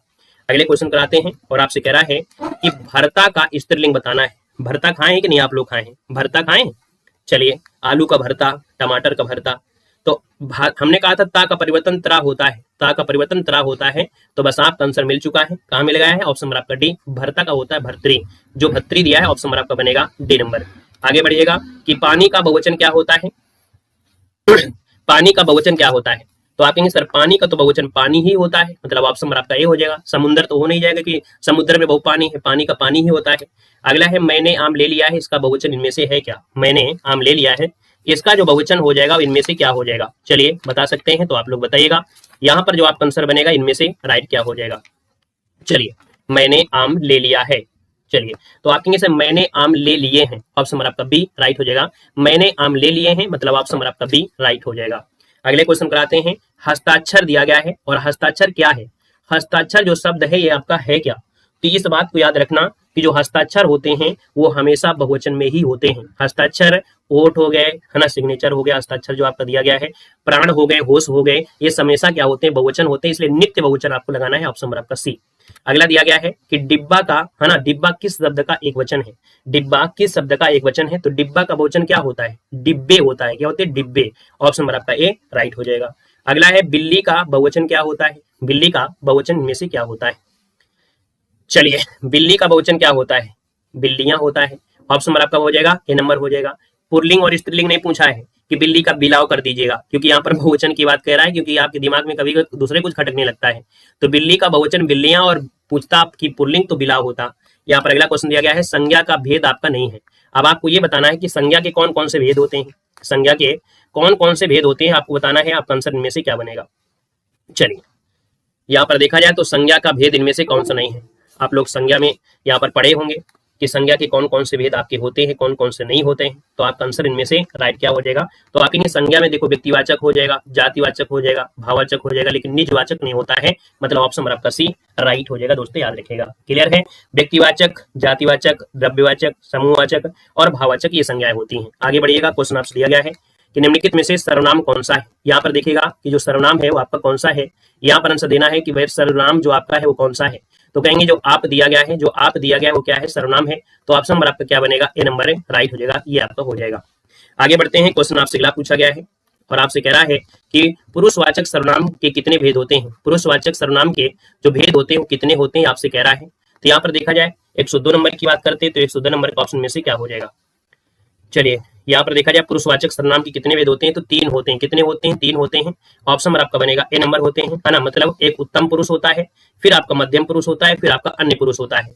तो आपका जो आंसर बनेगा इनमें से क्या हो जाएगा? यहाँ पर आंसर नंबर आपका ए हो जाएगा राइट। आगे बढ़िएगा। क्वेश्चन आपसे अगला पूछा गया है, यह मेरी पतंग है रेखांकित का भेद आपको बताना है। यह मेरी पतंग है, इस रेखांकित का भेद बताना है। तो यह शब्द जो दिया गया है ना, यह शब्द हमने कहा यह और वह ये क्या होते हैं? निश्चित होते हैं। तो यह और वह जो आपके निश्चित है, इसका मतलब है कि यह निश्चयवाचक सर्वनाम हो जाएगा, ए नंबर हो जाएगा। निश्चयवाचक सर्वनाम ऑप्शन नंबर आपका ए राइट हो जाएगा। यहाँ पर अगला क्वेश्चन दिया है कि कौन सा पुरुषवाचक सर्वनाम का भेद नहीं होता है। देखिए, पुरुषवाचक सर्वनाम में आपके सर मध्यम पुरुष होता है, अन्य पुरुष होता है, उत्तम पुरुष होता है, लेकिन अति उत्तम नहीं होता है। ऑप्शन नंबर आपका सी यहाँ पर राइट हो जाएगा, याद रखिएगा। क्लियर है? चलिए आगे बढ़ते हैं। क्वेश्चन दिया गया है कि कोई सज्जन आपको बुला रहा है ना। यहाँ पर आपसे कह रहा है कि किस प्रकार का सर्वनाम का प्रयोग हुआ है। तो यहाँ पर देखा जाए तो आपका जो कोई शब्द आपका दिया गया है, ये आपको तो नहीं पता है कि कौन है कौन नहीं है। तो आप कहेंगे सर ये कोई शब्द जो आपका है ना, ये अनिश्चय है। तो ऑप्शन नंबर आपका सी हो जाएगा। अनिश्चयवाचक सर्वनामिक विशेषण ऑप्शन नंबर आपका सी राइट हो जाएगा। अगला क्वेश्चन आपसे दिया गया है, वह बहुत धार्मिक व्यक्ति है। तो भैया धार्मिक शब्द जो आपका है यहाँ पर रेखांकित में से आपसे शब्द पूछा गया है, वह बहुत धार्मिक व्यक्ति है। तो आपको बताना है कि सर ये जो आपका धार्मिक शब्द है क्या है, तो आपके सर ये विशेषण है। विशेषण क्या होते हैं, जब गुण बताए जाते हैं, किसी के जो गुण होते हैं और गुण जो बताए जाते हैं, जैसे क्वालिटी है ना, कोई कह दे दुनिया में कि मेरे अंदर कोई क्वालिटी नहीं है, तो भैया आपके अंदर क्वालिटी है। क्या क्वालिटी है? नाराज होना, खुश होना, मोटा पतला, ठेंगा, है ना, काला गोरा, ये सब क्या होते हैं? गुण होते हैं। तो कहीं ना कहीं क्या है, विशेषण तो हर एक व्यक्ति में होते हैं। ऑप्शन आपका डी हो जाएगा राइट। अगला क्वेश्चन यहाँ पर दिया गया है और आपसे कह रहा है कि आटे में थोड़ा नमक डालें। अब ये थोड़ा शब्द जो दिया है, तो क्या मालूम है कितना थोड़ा, कितना थोड़ा? तो आप कहेंगे सर ये अनिश्चित परिमाणवाचक है, क्योंकि नाप तौल की बात होती है, तो अनिश्चित होता है। ऑप्शन आपका डी राइट हो जाएगा। अगला क्वेश्चन दिया गया है कि विशेषण को आपको पहचानना है। यहाँ पर जो विशेषण है वो आपका कौन सा है? तो चलिए यहाँ पर देखते हैं कौन सा विशेषण है। ऐतिहासिक, है ना, हमने कहा इतिहास से बनता है ऐतिहासिक, तो ऑप्शन नंबर आपका ए हो जाएगा। इतिहास से बनता है ऐतिहासिक, ऑप्शन नंबर आपका ए राइट हो जाएगा। अगला क्वेश्चन आपसे दिया गया है, विशेषण के मुख्यतः कितने भेद होते हैं? तो विशेषण के मुख्यतः कितने भेद होते हैं? तो आखिर सर विशेषण के तो 4 ही भेद हमने पढ़ा है ना, 4 ही भेद पढ़े होंगे। ऑप्शन बी हो जाएगा राइट हो जाएगा, है ना। सार्वनामिक विशेषण, गुणवाचक विशेषण और आपका संख्यावाची और आपका परिमाणवाचक, तो 4 आपका आंसर यहाँ पर बी नंबर राइट हो जाएगा। अगला क्वेश्चन यहाँ पर दिया गया है और आपसे कह रहा है, समझदार शब्द में विशेषण कौन सा है? समझदार, किसी भी व्यक्ति में समझदार जो होता है वो गुण होता है, और गुण होता है तो आप कहेंगे सर इसका आंसर आपका डी हो जाएगा। गुणवाचक विशेषण आपका डी नंबर राइट हो जाएगा, डी नंबर आपका बन जाएगा। क्लियर है? चलिए फिर अगले क्वेश्चन पर आते हैं। अगले क्वेश्चन आपसे यहाँ पर दिया गया है और आपसे कह रहा है कि चर्चा शब्द से बना विशेषण कौन सा है? चलिए चर्चा से बना विशेषण क्या होता है? तो आप कहेंगे सर चर्चा से बना है चर्चित, चर्चा से होता है चर्चित, ऑप्शन आपका सी हो जाएगा। चर्चा से बनता है चर्चित, ऑप्शन आपका सी बनेगा। अगला है थोड़ा सा दूध गर्म कर दो। अब थोड़ा सा दूध गर्म करना है तो आप कहेंगे सर यहाँ पर देखा जाए परिमाणवाचक होगा, वो भी कैसा? निश्चित हो जाएगा, तो ऑप्शन नंबर आपका बनेगा डी नंबर राइट हो जाएगा। अगला क्वेश्चन यहाँ पर दिया गया है, विशेषण की विशेषता बताने वाला शब्द क्या कहलाता है? जो विशेषण की विशेषता बताता है उसे हम लोग क्या कहते हैं? तो आपका जो आंसर बनेगा इनमें से राइट क्या हो जाएगा? विशेषण की विशेषता बताने वाले शब्दों को क्या कहते हैं भाई? चलिए यहाँ पर देखा जाए जो विशेषण शब्दों की विशेषता बताते हैं उन्हें हम लोग क्या कहते हैं? यहाँ पर आंसर क्या हो जाएगा? चलिए विशेषण की विशेषता बताने वाले शब्द होते हैं उन्हें प्राविशेषण कहते हैं, मतलब ऑप्शन नंबर आपका बी हो जाएगा प्राविशेषण, जिसका ऑप्शन आ रहा है बिल्कुल राइट हो जाएगा। यहाँ पर आगे बढ़ते हैं। क्वेश्चन आपसे अगला पूछा गया है और आपसे कह रहा है, मोह शब्द कौन सा विशेषण है? चलिए बताना है मोह शब्द जो दिया है वो कैसा आपका विशेषण है। यहाँ पर जो आपका आंसर बनेगा वो राइट इनमें से क्या हो जाएगा? मोह शब्द चलिए देखिए, मोह शब्द किसी व्यक्ति के अंदर मोह माया बहुत होती है, ये भी उस व्यक्ति का क्या है? गुण है ना, ये भी क्या है? गुण है, तो आप कहेंगे सर इसका आंसर आपका डी नंबर गुणवाचक हो जाएगा। अगले क्वेश्चन कराते हैं। क्वेश्चन आपसे अगला पूछा गया है और कह रहा है कि दादी ने ढेर सारे खिलौने खरीदे। अब जब ढेर सारे खिलौने खरीदा है तो ये तो नहीं पता है कि थोड़े हैं कि ज्यादा है, मतलब यहाँ पर संख्या गिन सकते हो। यहाँ पर देखिए खिलौनों को गिन सकते हो, तो गिन सकते हो इसका मतलब संख्या है, लेकिन ढेर सारे हैं इसका मतलब ये अनिश्चित हो जाएगा। ऑप्शन नंबर आपका बी यहाँ पर राइट हो जाएगा, बी नंबर आपका बनेगा। चलिए अगले क्वेश्चन पर आते हैं। क्वेश्चन दिया है, न्यूनतम विशेषण की कौन सी अवस्था है? चलिए बताना है कि न्यूनतम विशेषण की कौन सी अवस्था है, यहाँ पर देना है। चलिए न्यूनतम फिर बनता है क्या? न्यूनतर और फिर आपका न्यून, तो इसका मतलब है कि न्यूनतम जो आपका दिया है वो आपका उत्तम अवस्था है। कौन सी अवस्था है? तो ऑप्शन डी उत्तम अवस्था आपका आंसर राइट हो जाएगा। अगला क्वेश्चन दिया गया है, मोहिनी तेज दौड़ती है। इस वाक्य में जो तेज दिया है क्या है, यहाँ पर बताना है। जो तेज शब्द दिया है वो आपका क्या है? तो ये आपका आंसर हो जाएगा रीति। क्या हो जाएगा? तेज शब्द जो आपका होता है वो रीतिवाचक क्रिया विशेषण होता है। ऑप्शन नंबर आपका बी यहाँ पर राइट हो जाएगा, रीतिवाचक क्रिया विशेषण होता है, याद रखिएगा। यहाँ पर आगे बढ़ते हैं। क्वेश्चन आपसे अगला पूछा गया है कि एक लड़का स्कूल जा रहा है, इस वाक्य में विशेषण आपको पहचानना है। तो एक लड़का स्कूल जा रहा है, वाक्य में विशेषण क्या है? तो आप कहेंगे सर एक लड़का, है ना। जब एक लड़का है तो आप कहेंगे सर 1 2 3 4 5 6 ये गणना कर रहे हैं, तो गणना कर रहे हैं तो ऑप्शन नंबर क्या हो जाएगा? यहाँ पर डी नंबर हो जाएगा कि भाई एक लड़का है, इसका मतलब उसकी गिनती कर पा रहे हो, और जब गिनती कर पा रहे हो इसका मतलब गणनावाचक आपका आंसर है, यहाँ पर राइट हो जाएगा। क्लियर है? चलिए अगले क्वेश्चन कराते हैं। क्वेश्चन आपसे अगला पूछा गया है, कह रहा है मोहन तुमसे चौगुना काम करता है। और जो दुगुना तिगुना चौगुना जो होते हैं ना, ये होते हैं आवृत्तिवाचक। क्या होते हैं? आवृत्तिवाचक कहा जाता है। दुगुना तिगुना चौगुना ये होते हैं आवृत्ति, तो ऑप्शन क्या हो जाएगा? ए नंबर राइट हो जाएगा। अगला क्वेश्चन दिया गया है कि जिस संज्ञा या सर्वनाम शब्द की विशेषता बताई जाए, जिस संज्ञा सर्वनाम की विशेषता बताई जाए उसे क्या कहते हैं? नोट करिएगा, इसे बोलते हैं विशेष्य। जिस संज्ञा शब्द की विशेषता बताई जा रही है तो इसका मतलब ये क्या है? विशेष्य हो जाएगा। ऑप्शन नंबर आपका बनेगा ए नंबर राइट हो जाएगा। अगला क्वेश्चन यहाँ पर दिया गया है, पवित्रता का विशेषण क्या होता है? चलिए बताना है कि सर पवित्रता का जो विशेषण होता है इनमें से क्या होता है? चलिए बताइएगा जल्दी से, पवित्रता का जो विशेषण बनता है इनमें से क्या होता है? तो आप कहेंगे सर पवित्रता दिया गया है, और पवित्रता की अगर हम बात कर लेते हैं तो आपका आंसर इनमें से क्या हो जाएगा? चलिए चलिए, वेरी गुड। यहाँ पर देखा जाए तो आपका आंसर हो जाएगा आपका सी नंबर, पवित्र। क्या हो जाएगा? पवित्र हो जाएगा, बिल्कुल सही। ऑप्शन नंबर आपका सी बनेगा। अगला क्वेश्चन है, आपसे कह रहा है आसमान का रंग नीला है। यहाँ पर विशेष से पूछा गया है, मतलब जिसकी विशेषता यहाँ पर बताई जा रही है कि आसमान का रंग कैसा है, नीला है। तो आप कहेंगे सर यहाँ पर देखा जाए तो कहीं ना कहीं यहाँ पर जो आपका आंसर बनेगा वो राइट क्या हो जाएगा? विशेष से, मतलब आपके आसमान की बात हो रही है। तो ऑप्शन नंबर आपका सी यहाँ पर राइट हो जाएगा। जो आसमान है वो क्या है? यहाँ पर विशेष हो जाएगा, याद रखिएगा। अगला क्वेश्चन दिया गया है, मेरे कुर्ता पैजामा में 3.5 मीटर कपड़ा लगेगा। तो जो 3.5 का मीटर दिया गया है ना, 3.5 मीटर जो दिया गया है वो आपका है क्या? 3.5 मीटर जो है वो आपका है क्या? चलिए यहाँ पर बताना है, जो 3.5 मीटर दिया गया है वो आपका है क्या? क्या संख्यावाची है, संकेत होगा, परिमाण होगा? तो आप कहेंगे जी सर जी ये परिमाणवाचक है, क्योंकि कुर्ता पैजामा को हम लोग नापते हैं, तो ये परिमाणवाचक। ऑप्शन नंबर आपका सी बनेगा। अगला क्वेश्चन दिया गया है, कह रहा है नीचे दिए गए शब्द में से गुणवाचक विशेषण के प्रकार बताना है। अच्छा दिया गया है, दानी, न्यायी और कृपालु, ये सब व्यक्ति के क्या होते हैं? गुण होते हैं। और व्यक्ति के जो गुण होते हैं तो ऑप्शन नंबर आपका सी हो जाएगा, गुणबोधक बनेगा। अगला क्वेश्चन दिया गया है, मटमैला, है ना। देखा जाए कि मैंने अपना घर मटमैले रंग से रंगवाया। तो ये जो मटमैला शब्द दिया है ये भी क्या है? गुण है। अर्थात यहाँ पर मटमैला क्या है? गुण है, अर्थात ये है आपका विशेषण। तो ऑप्शन नंबर आपका क्या हो जाएगा? ये नंबर है आपका विशेषण हो जाएगा। आगे बढ़ते हैं, क्वेश्चन दिया गया है, क्रिया का मूल रूप इनमें से क्या होता है?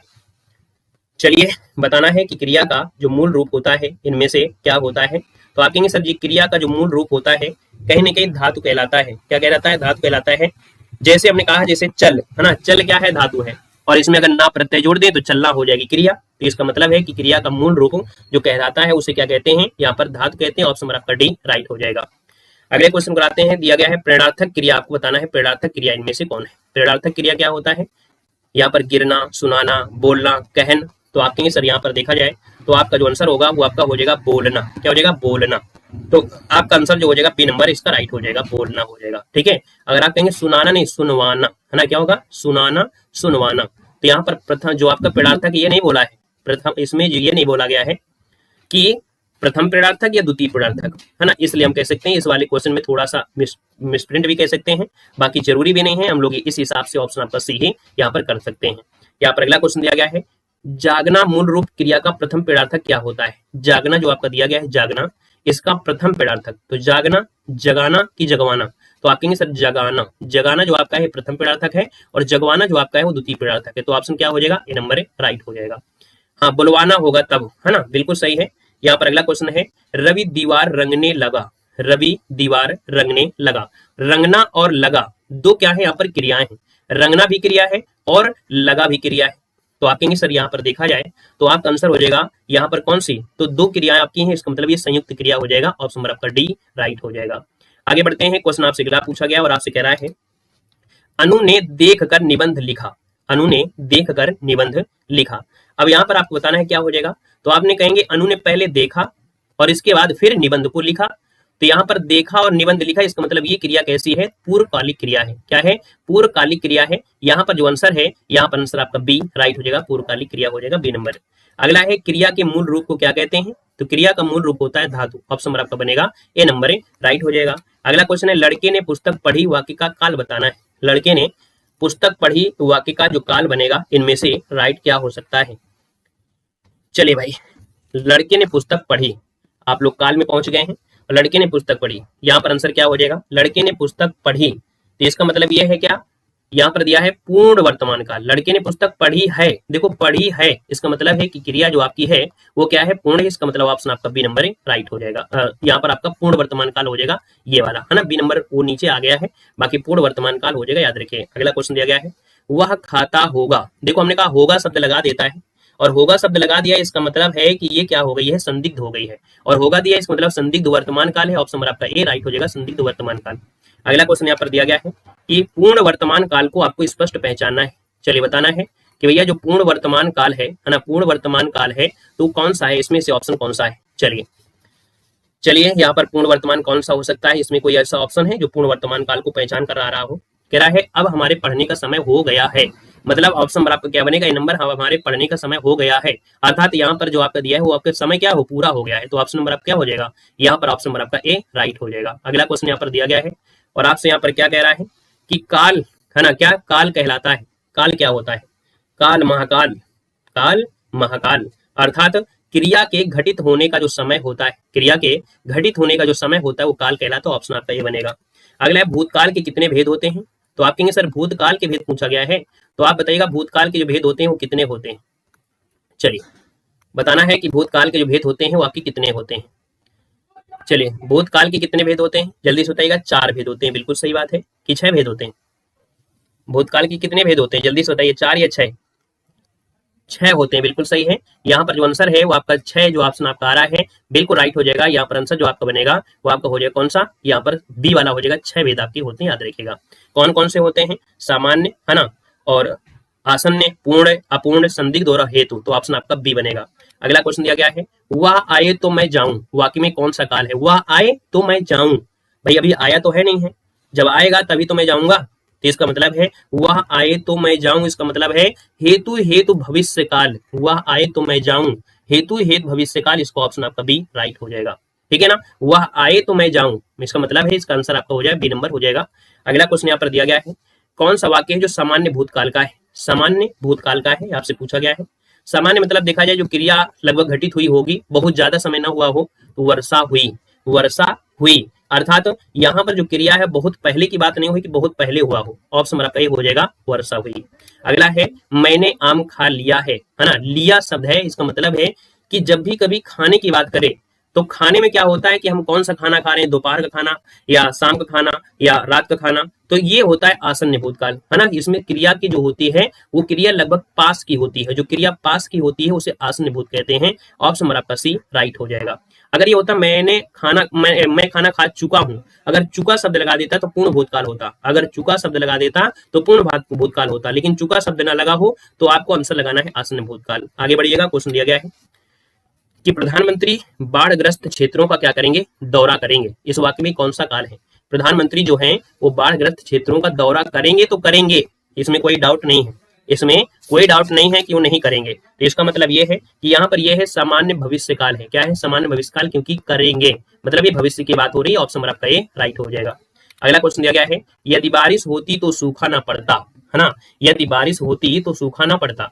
तो इसका मतलब है कि भैया बारिश हुई नहीं है और सूखा पड़ गया है, इसका मतलब ये भूतकाल है, क्रिया घटित हो चुकी है, और क्रिया घटित हो चुकी है, इसका मतलब ऑप्शन नंबर आपका डी हो जाएगा। हेतु हेतु मत भूतकाल हो जाएगा, दोस्तों याद रखिएगा। अगला क्वेश्चन दिया गया है, कल शायद परीक्षा परिणाम घोषित हो। तो हमने कहा यहाँ पर दिया है शायद, और शायद दिया है, इसका मतलब क्या हो जाएगा? जब भी शायद लगा देता है इसका मतलब संभावना होती है, संभव्य भविष्य काल, है ना। यहाँ पर आंसर आपका सी हो जाएगा, बी हो जाएगा, संभव्य भविष्य काल हो जाएगा। ऑप्शन नंबर आपका बी। अगला क्वेश्चन दिया गया है, अगरबत्ती की सुगंध से थकावट दूर हो गई, दूर हो गई। यहाँ पर देखा जाए तो आपका आंसर इनमें से क्या हो जाएगा? चलिए यहाँ पर देखा जाए तो आपका आंसर हो जाएगा सामान्य भूतकाल। क्या है? सामान्य भूतकाल है। देखो यहाँ पर क्या है, जैसे क्रिया है ना, बहुत बहुत समय की बात नहीं हो गई, बहुत बहुत समय की बात हो गई हो। हमने कहा क्रिया जब होती है बहुत समय व्यतीत हो जाती है उसको पूर्ण कहते हैं, लेकिन क्रिया क्या है, जब थोड़ी सी ही समय व्यतीत हो तो उसमें बोलते हैं सामान्य भूतकाल। जैसे वर्षा हुई, सुगंध से या कह सकते हैं थकावट दूर हो गई, या वर्षा हुई, तो कहेंगे ये सर क्या है? सामान्य भूतकाल है। लेकिन यही क्रिया अगर बहुत ज्यादा देर हो जाती, बहुत ज्यादा देर हो जाती तो फिर पूर्ण भूतकाल हो जाता। आगे बढ़िएगा, क्वेश्चन दिया गया है, बच्चा गया। क्या? बच्चा गया, और बच्चा गया इसका मतलब क्या है? ये भी क्या है? सामान्य भूतकाल है। अब ये तो नहीं पता है कि ये बच्चा बहुत पहले गया था, ये तो नहीं कह रहा है, तो ये ऐसी स्थिति में सामान्य भूतकाल होता है। ऑप्शन नंबर आपका सी हो जाएगा। ठीक है, बच्चा जा चुका, तो ये चुका इसका मतलब क्रिया इसमें ज्यादा समय ले रही है, तो इसका आंसर आपका सी हो जाएगा। अगला क्वेश्चन देखिए, कदाचित शाम तक वापस आ जाए। ये जो कदाचित लिखा है ना, कदाचित जो लिखा है ये संभव्य है। क्या है? संभव्य भविष्यकाल, क्योंकि आ जाए तो ये भविष्य में तो जाएगा ही जाएगा, और जब कदाचित लगा है इसका मतलब ये संभव्य हो जाएगा, तो संभव्य भविष्य, तो ऑप्शन नंबर आपका बी बनेगा। अगला क्वेश्चन दिया गया है, भाववाची का उदाहरण आपको बताना है। चलिए, आपने काल को पहचाना, महाकाल को पहचाना, है ना। अब यहाँ पर आप अपने आप को भी पहचानी कि भाववाची इनमें से कौन सा है। अब चला जाए, रवि आम चूसता है, मोहिनी पत्र लिखती है, शीला से खाया नहीं जाता है। तो हमने कहा जब भाववाच्य हो उसमें से क्या होता है? निगेटिव सेंस भी आपको दिया गया होता है। तो आप कहेंगे सर इसका आंसर आपका डी नंबर राइट हो जाएगा। हालांकि अगर जब डी नंबर अगर ना होता तो फिर आप लोग ए नंबर लगा सकते हैं। हमने आपको बताया था कि जब ऑप्शन में आपका डी ना हो तब आपको ए लगा देंगे, क्योंकि यहाँ पर जो आपका ए शब्द दिया है ये भी क्या है? भाव है, क्योंकि चलना क्या है? अकर्मक क्रिया है, चलना एक अकर्मक क्रिया है, और यहाँ पर निगेटिव लगा दिया तो इसके हिसाब से हो गया है। तो जब भी कभी आपका ऑप्शन ऐसे दोनों हो तो आपको डी लगाना है, और जब डी ना हो तो ऑप्शन ए लगाना है, याद रखिएगा। ठीक है, आगे बढ़िएगा, क्वेश्चन दिया गया है, पुस्तक पढ़ी जाती है। ये जो पुस्तक है ये है क्या? कर्म ही तो है। पुस्तक जो आपकी कर्म ही तो है, कर्ता मतलब करने वाला, कर्ता मतलब करने वाला, तो आप कहेंगे सर यहाँ पर देखा जाए तो पुस्तक क्या हो जाएगा, यहाँ पर कर्मवाच्य हो जाएगा बी नंबर।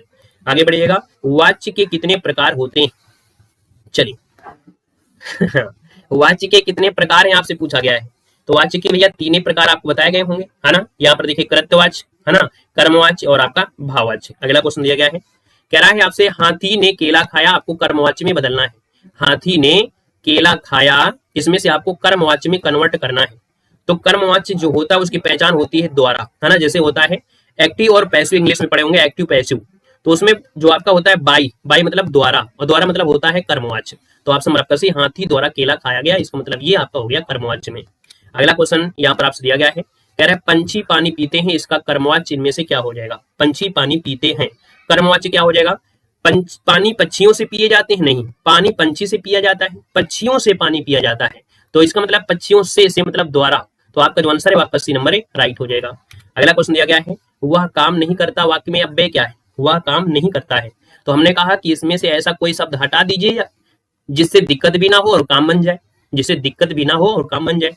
तो आप कहेंगे सर इसमें क्या है, नहीं शब्द को अगर हटा देते हैं कुछ देर के लिए, वह काम करता है, सही है, वह काम नहीं करता, इसका मतलब जो नहीं शब्द आपका दिया गया है ये क्या है, अव्यय है, ऑप्शन आपका सी हो जाएगा। अगला क्वेश्चन दिया गया है, आज दिन भर वर्षा होती रही, है ना, आज दिन भर वर्षा होती रही, अव्यय का भेद कौन है। तो आप कहेंगे सर दिन भर, आज वर्षा होती रही, ठीक है, और दिन भर वर्षा होती रही, इसका मतलब दिन भर ही आपका अव्यय होगा। तो ये है क्या, ये जो दिन भर शब्द है ये आपका है क्या। तो आप कहेंगे से जो दिन भर शब्द है ना कहीं ये क्रिया विशेषण है। जब वर्षा की बात होती है तो क्रिया विशेषण लगाना है, याद रखिएगा। जब भी कभी मिले बरसात की बात कर दे तो हमेशा वो होता है क्रिया विशेषण, याद रखिएगा, ऑप्शन आपका ये हो जाएगा।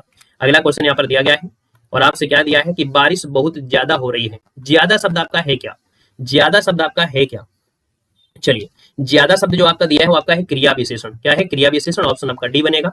यहाँ पर अगला क्वेश्चन दिया गया है, धावक बहुत तेज से दौड़ते हैं, इसमें तेज गति क्या है, और तेज गति दिया है, और जब तेज गति दिया है तो आप कहेंगे सर यहाँ पर देखा जाए तो ये क्या हो जाएगा, परिमाणवाचक हो जाएगा, ऑप्शन आपका बी हो जाएगा, परिमाणवाचक। अगला क्वेश्चन आपसे दिया गया है, मैं रोज पढ़ता हूँ, देखो मैं रोज पढ़ता हूँ, है ना, रोज, और रोज मतलब है क्या, काल दिया है, काल, ऑप्शन आपका सी हो जाएगा, क्योंकि स्थान है नहीं, रीति है नहीं है, परिमाण है नहीं है, तो मैं रोज पढ़ता हूँ इसका मतलब समय दर्शा रहा है, तो कालवाचक क्रिया विशेषण यहाँ पर राइट हो जाएगा। जैसे परसों है, पहले है, पीछे है, कभी है, अब तक होता है, ये समय को दर्शाते हैं, तो आपका आंसर आपका सी हो जाएगा। रीतिवाचक में क्या होता है, तो देखो रीतिवाचक में होता है अचानक, धीरे धीरे, फटाफट, यथाशक्ति, ठीक है। और अगर परिमाण की बात करें, परिमाण में जैसे कुछ, थोड़ा, काफी, केवल, ये शब्द आते हैं तो परिमाण होता है। अगला क्वेश्चन दिया गया है, क्रिया विशेषण के कितने भेद होते हैं। चलिए बताना है कि सर क्रिया विशेषण के कितने भेद होते हैं। तो आप कहेंगे सर क्रिया विशेषण के तो 4 भेद होते हैं। ये 4 भेद कौन होते हैं, तो भैया ये 4 भेद जो आपके होते हैं वो कौन कौन होते हैं। चलिए, रीतिवाचक, कालवाचक, स्थानवाचक और परिमाणवाचक, ऑप्शन आपका ए राइट हो जाएगा। अगला क्वेश्चन दिया गया है, माँ सुबह नाश्ता बनाती है, कौन सी क्रिया विशेषण है। माँ सुबह नाश्ता बनाती है, देखो सुबह लिखा है और जब सुबह दिया गया है तो आप कहेंगे सर ये कालवाचक है, सुबह दिया इसका मतलब कालवाचक है, क्योंकि स्थान हो नहीं सकता है, परिमाण होगा नहीं, रीतिवाचक है नहीं, तो इसका ऑप्शन नंबर आपका ए राइट हो जाएगा। अगला दिया है, रात को अचानक वर्षा होने लगी, हमने क्या बताया था आपको, हमने आपको बताया थी बरसात, और जब बरसात होती है तो भैया रात भी दिया है, क्या दिया, रात भी दिया है, और रात दिया है इसका मतलब आपका समय दिया है, इसका मतलब है कि कालवाचक क्रिया विशेषण, ऑप्शन नंबर आपका सी राइट हो जाएगा। अगला क्वेश्चन है, हमें प्रतिदिन सूर्य नमस्कार करना चाहिए, और प्रतिदिन जो दिया गया है तो भैया ये क्या है, उपसर्ग है, अव्यय है, तो आपके अव्यय है। हमें सूर्य नमस्कार करना चाहिए, ये भी सही है, लेकिन प्रतिदिन लगा दिया इसका मतलब ये अव्यय है, इसके आने और ना आने से कोई दिक्कत नहीं है, सेंटेंस को थोड़ा अच्छा बना दे रहा है बस, तो ऑप्शन आपका बी हो जाएगा। यहाँ पर अगला क्वेश्चन दिया गया और आपसे कह रहा है कि जिन शब्दों में लिंग, वचन, कारक आदि के कारण कोई परिवर्तन ना हो, क्या कोई परिवर्तन ना हो, तो इनको हम लोग कहते क्या है, इनको अव्यय कहते हैं, ऑप्शन आपका सी राइट हो जाएगा, अव्यय बनेगा। यहाँ पर आगे बढ़ते हैं, क्वेश्चन दिया गया है, प्रत्येक शब्द में उपसर्ग आपका है क्या, प्रत्येक में, तो प्रत्येक को अगर आप तोड़ते हैं तो बनता है प्रतिधन एक, क्या होता है, प्रतिधन एक, ऑप्शन आपका बी राइट हो जाएगा। चलिए यहाँ पर आंसर आपका बी हो जाएगा, प्रति हो जाएगा। अगला क्वेश्चन है, पराजय में उपसर्ग क्या है, पराजय में उप मतलब छोटा, छोटा मतलब जो पहले आता है, तो जब पहले आता है तो इसका मतलब आप कहेंगे सर इसका आंसर आपका हो जाएगा क्या, चलिए पराजय में उपसर्ग आपका जो बनेगा वो आपका क्या हो जाएगा, परा, परा जो ऑप्शन दिया है वो आपका सी नंबर राइट हो जाएगा। अगला है, निर्गुण शब्द में उपसर्ग कौन सा है, निर्गुण में कौन सा है, निर, और निर जो ऑप्शन सी दिया गया है, निर्गुण में निर, ऑप्शन आपका सी बन जाएगा। अगला क्वेश्चन दिया गया है, संयोग शब्द में उपसर्ग एवं मूल शब्द कौन है, समधन योग, क्या बनता है, समधन योग, ऑप्शन आपका सी हो जाएगा, समधन योग हो जाएगा। अगला है, वैज्ञानिक शब्द में कौन सा प्रत्यय है, आई की मात्रा है और लास्ट में इक लगा है, इसका मतलब है कि आपका आंसर है विज्ञान धन इक, ऑप्शन नंबर आपका बी राइट हो जाएगा, इक आपका आंसर राइट हो जाएगा। अगला क्वेश्चन है लिखावट में कौन सा प्रत्यय है, लिखावट में कौन सा प्रत्यय है आपसे पूछा गया है, लिखावट आवट, तो आप कहेंगे सर आवट शब्द आपका दिया है और आवट जो दिया है वो ऑप्शन नंबर आपका डी के साथ है, तो ऑप्शन आपका डी बनेगा। मिलाप शब्द में कौन सा प्रत्यय है, मिलाप शब्द में कौन सा प्रत्यय है ये बताना है, मिलाप आप है ना, क्या बनेगा आप, तो आप कहेंगे सर यहाँ पर जो आंसर आपका आएगा वो आपका बनेगा बी नंबर राइट हो जाएगा। अगला है भुलक्कड़ शब्द में किस प्रत्यय का प्रयोग हुआ है, भुलक्कड़ अक्कड़ बक्कड़ बम्बे बोल, तो आप कहेंगे भुलक्कड़, यहाँ पर अक्कड़ जो आपका दिया है वो क्या है, इसका प्रत्यय है, ऑप्शन नंबर आपका सी राइट हो जाएगा। यहाँ पर आगे बढ़ते हैं, क्वेश्चन दिया गया है सदैव में कौन सी संधि है, मात्रा कौन सी है, मात्रा यहाँ पर देखा जाए तो आपकी कौन सी मात्रा है, अ की मात्रा है, और जब भैया अ की मात्रा होती है ना, यहाँ पर देखा जाए तो आपकी जब अ की मात्रा आपको जो दिख रही है तो इसका मतलब ये कौन सी संधि हो जाएगी, तो यहाँ पर आप कहेंगे सर ये वृद्धि संधि है, और वृद्धि संधि है इसका मतलब ऑप्शन में से क्या बनेगा, तो यहाँ पर आपको हो जाएगा कौन सा, सी नंबर राइट हो जाएगा, वृद्धि संधि आपका राइट हो जाएगा। यहाँ पर आगे बढ़ते हैं, महोत्सव में देखिए ओ की मात्रा है, जब ओ की मात्रा आपकी होती है तो गुण संधि होती है, तो गुण संधि होती है आप कहेंगे महाधनुत्सव, और महाधनुत्सव है तो आप आंसर हो जाएगा कौन है, बी नंबर महाधनुत्सव अर्थात महोत्सव, ये गुण संधि है, क्या हो जाएगा गुण संधि। हमने कहा गुण संधि में ए की मात्रा होती है और ओ की मात्रा होती है, बीच में तीसरा रूल होता है अर वाला, तो ऑप्शन आपका बनेगा बी नंबर। आगे बढ़िएगा, क्वेश्चन दिया गया है प्रतिधन आघात, इसका सही संधि रूप को हो जाएगा, तो प्रतिधन आघात अर्थात प्रत्याघात है ना, प्रत्याघात जो ऑप्शन नंबर आपका दिया है नंबर राइट हो जाएगा। अगला है महोषध शब्द का संधि विच्छेद आपको करना है, महोषध महाधन औषध, महाधन औषध मतलब ऑप्शन नंबर आपका पहला यहाँ पर राइट हो जाएगा। बाकी हमने कहा देखो हम ट्रिक से बता देते हैं कि ओ की मात्रा है सीधा सीधा वृद्धि संधि में कह देंगे है ना, तो यहाँ पर आंसर आपका ये बनेगा। अगला क्वेश्चन आपसे दिया गया है स्वर संधि में किसका मेल होता है, जब हम स्वर संधि पढ़ रहे होते हैं तो स्वर में सिर्फ स्वरों का ही मेल होता है, छोटा के साथ छोटा, छोटा के साथ मतलब जो भी होता है वो स्वरों का ही मेल होता है, तो आपका आंसर हो जाएगा स्वरों का मेल हो जाएगा।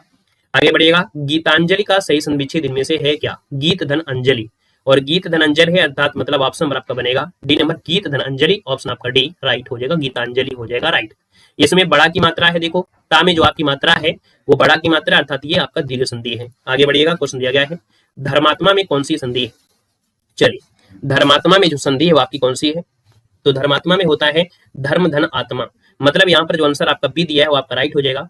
बीच में मात्रा आपकी बड़ा की है ना, बड़ा की मात्रा, इसका मतलब यहाँ पर दीर्घ संधि हो जाएगा, तो इसका जो आंसर आपका बनेगा वो राइट क्या हो जाएगा, यहाँ पर आपका बनेगा आपका दीर्घ संधि, ऑप्शन बी।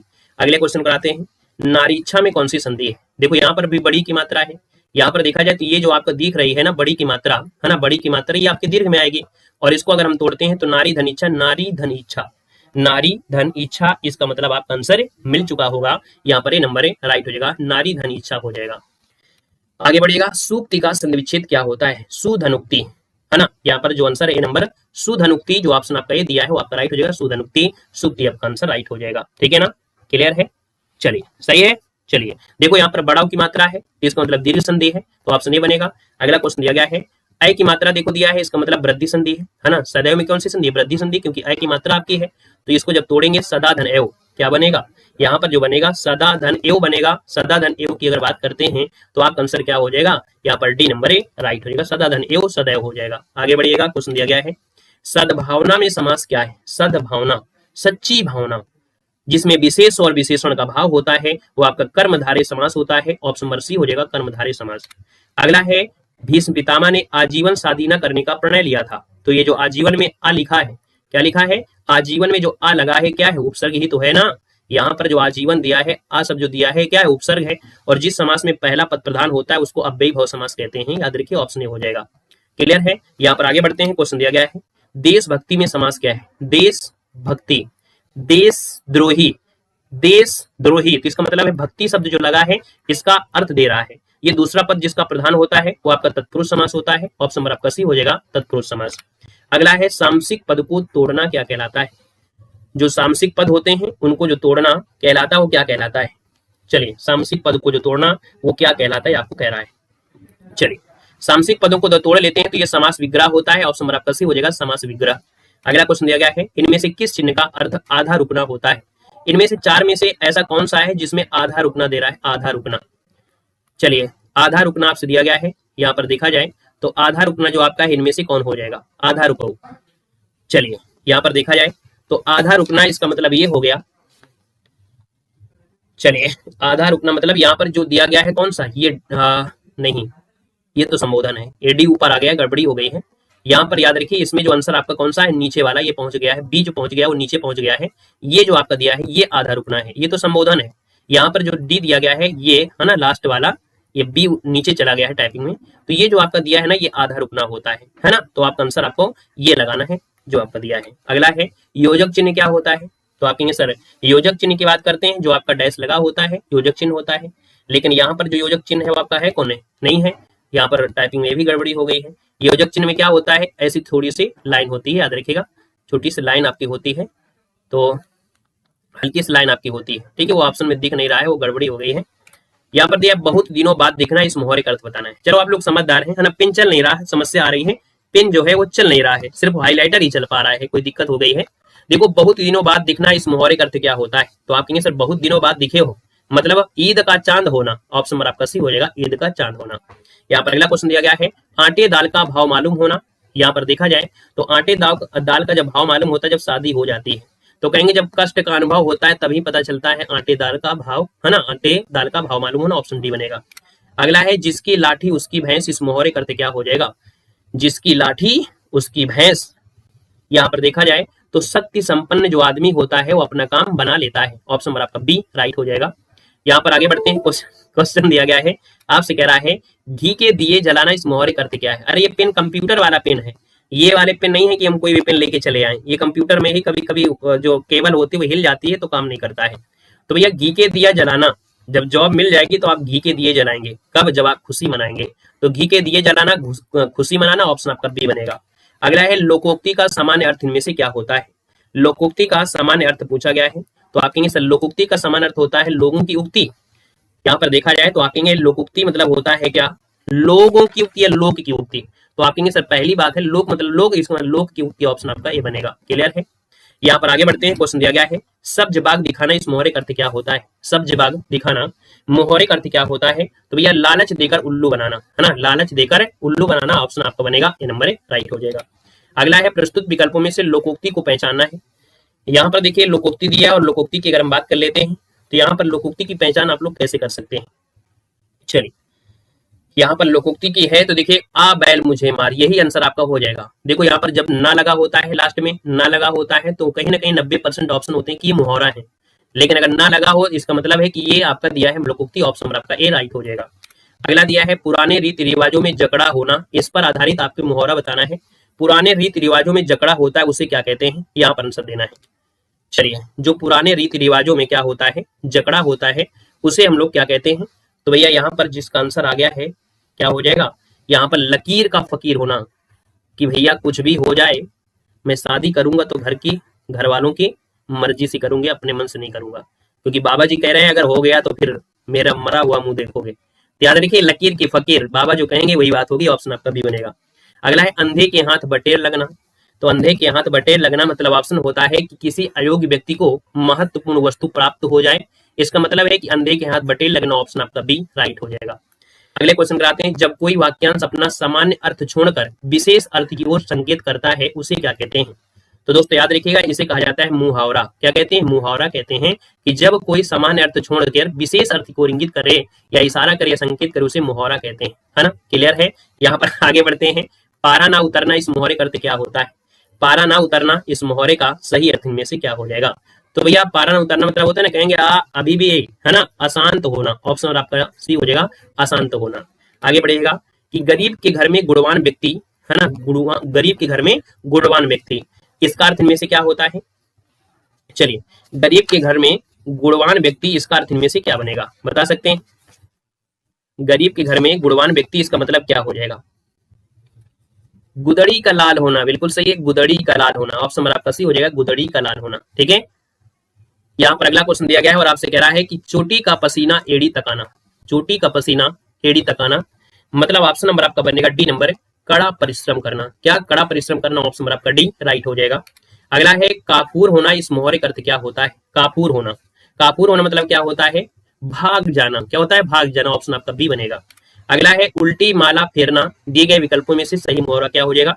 उल्टी माला फेरना मतलब किसी का बुरा सोचना। क्या, किसी का बुरा सोचना, ऑप्शन आपका डी राइट हो जाएगा। अगला क्वेश्चन दिया गया है वीर रस का स्थायी भाव इनमें से क्या होता है। चलिए बताइएगा कि वीर रस का स्थायी भाव क्या होता है। तो आप कहेंगे सर वीर रस का जो स्थायी भाव होता है वो होता है क्या, उत्साह होता है। क्या होता है, उत्साह होता है। अच्छा, क्रोध किसका होता है? क्रोध जो होता है वो किसका होता है? क्रोध, क्रोध का होता है रौद्र, है ना। भय जो आपका भयानक है, और विस्मय जो आपका दिया है वो किसका है? विस्मय जो आपका दिया है वो किसका है? जल्दी से बताइए। अद्भुत का है। ठीक है, अद्भुत, वेरी गुड। तो इसका ऑप्शन डी हो जाएगा। अगला क्वेश्चन दिया गया है करुण रस का स्थायी भाव क्या होता है। करुण रस का स्थायी भाव इनमें से क्या होता है, आपको बताना है। चलिए, करुण रस का स्थायी भाव की अगर हम बात करते हैं तो आपका आंसर इनमें से क्या हो जाएगा? तो आप कहेंगे सर करुण रस का जो स्थायी भाव होता है वो क्या होता है? शोक होता है। ऑप्शन नंबर आपका बी हो जाएगा, शोक बनेगा। अगला क्वेश्चन आपसे दिया गया है और आपसे कह रहा है यहाँ पर अगला क्वेश्चन कि स्थायी भाव की संख्या मानी जाती है। स्थायी भाव की जो संख्या है वो मानी जाती है। तो आप कहेंगे सर स्थायी भाव की जो संख्या है वो आपकी है कितनी? यहाँ पर याद रखिए 9। कितनी? 9। ऑप्शन नंबर आपका डी हो जाएगा, 9 बनेगा। अगला है विभत्स स्थायी भाव किस रस में होता है। विभत्स स्थायी भाव किस रस में होता है, आपसे दिया गया है। तो दोस्तों यार विभत्स जो स्थायी भाव होता है वो आपकी अद्भुत में होता है। ऑप्शन नंबर आपका बी, अद्भुत हो जाएगा। अगला दिया है प्रिय पति वह मेरा प्राण प्यारा कहाँ है, दुख जल निधि में डूबी का सहारा कहाँ है। तो दोस्तों दुख जल जो दिया है, दुख, है ना, ये कहीं ना कहीं है क्या? तो आप कहेंगे सर ये करुण रस है। ऑप्शन नंबर आपका बनेगा आपका सी नंबर है, यहाँ पर राइट हो जाएगा, सी नंबर आपका बन जाएगा। और इस प्रकार से यहाँ पर देख सकते हैं क्लास आपकी कंप्लीट होती है। जबरदस्त तरीके के आपकी ये क्लास रही है। और देख सकते हैं अगली क्लास आपकी एलटी ग्रेड की है, जो कि आपके एलटी ग्रेड की डेली क्लास चल रही है। क्योंकि सब कुछ आपका देखा जाए जो आपका डिपेंड है आपकी टीचर भर्ती में, तो आपकी अगली क्लास जरूरी है ना। हिंदी तो हम आपको ग्रामर पोर्शन यहाँ पर कवर करा देते हैं, यानी कि एलटी ग्रेड के अगर आप स्टूडेंट हैं तो आप इस क्लास को जरूर देखिए 850 वाली को, क्योंकि इससे ग्रामर पोर्शन आपका अच्छी तरीके से कवर हो जाएगा। और हिंदी साहित्य के लिए जो आपकी अगली क्लास वो है स्पेशल आपका चलता ही चलता है एलटी ग्रेड का।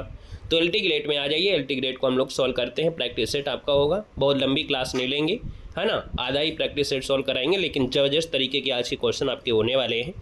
सभी को धन्यवाद, सभी को जय हिंद, वंदे मातरम। आइए अगली क्लास में, धन्यवाद।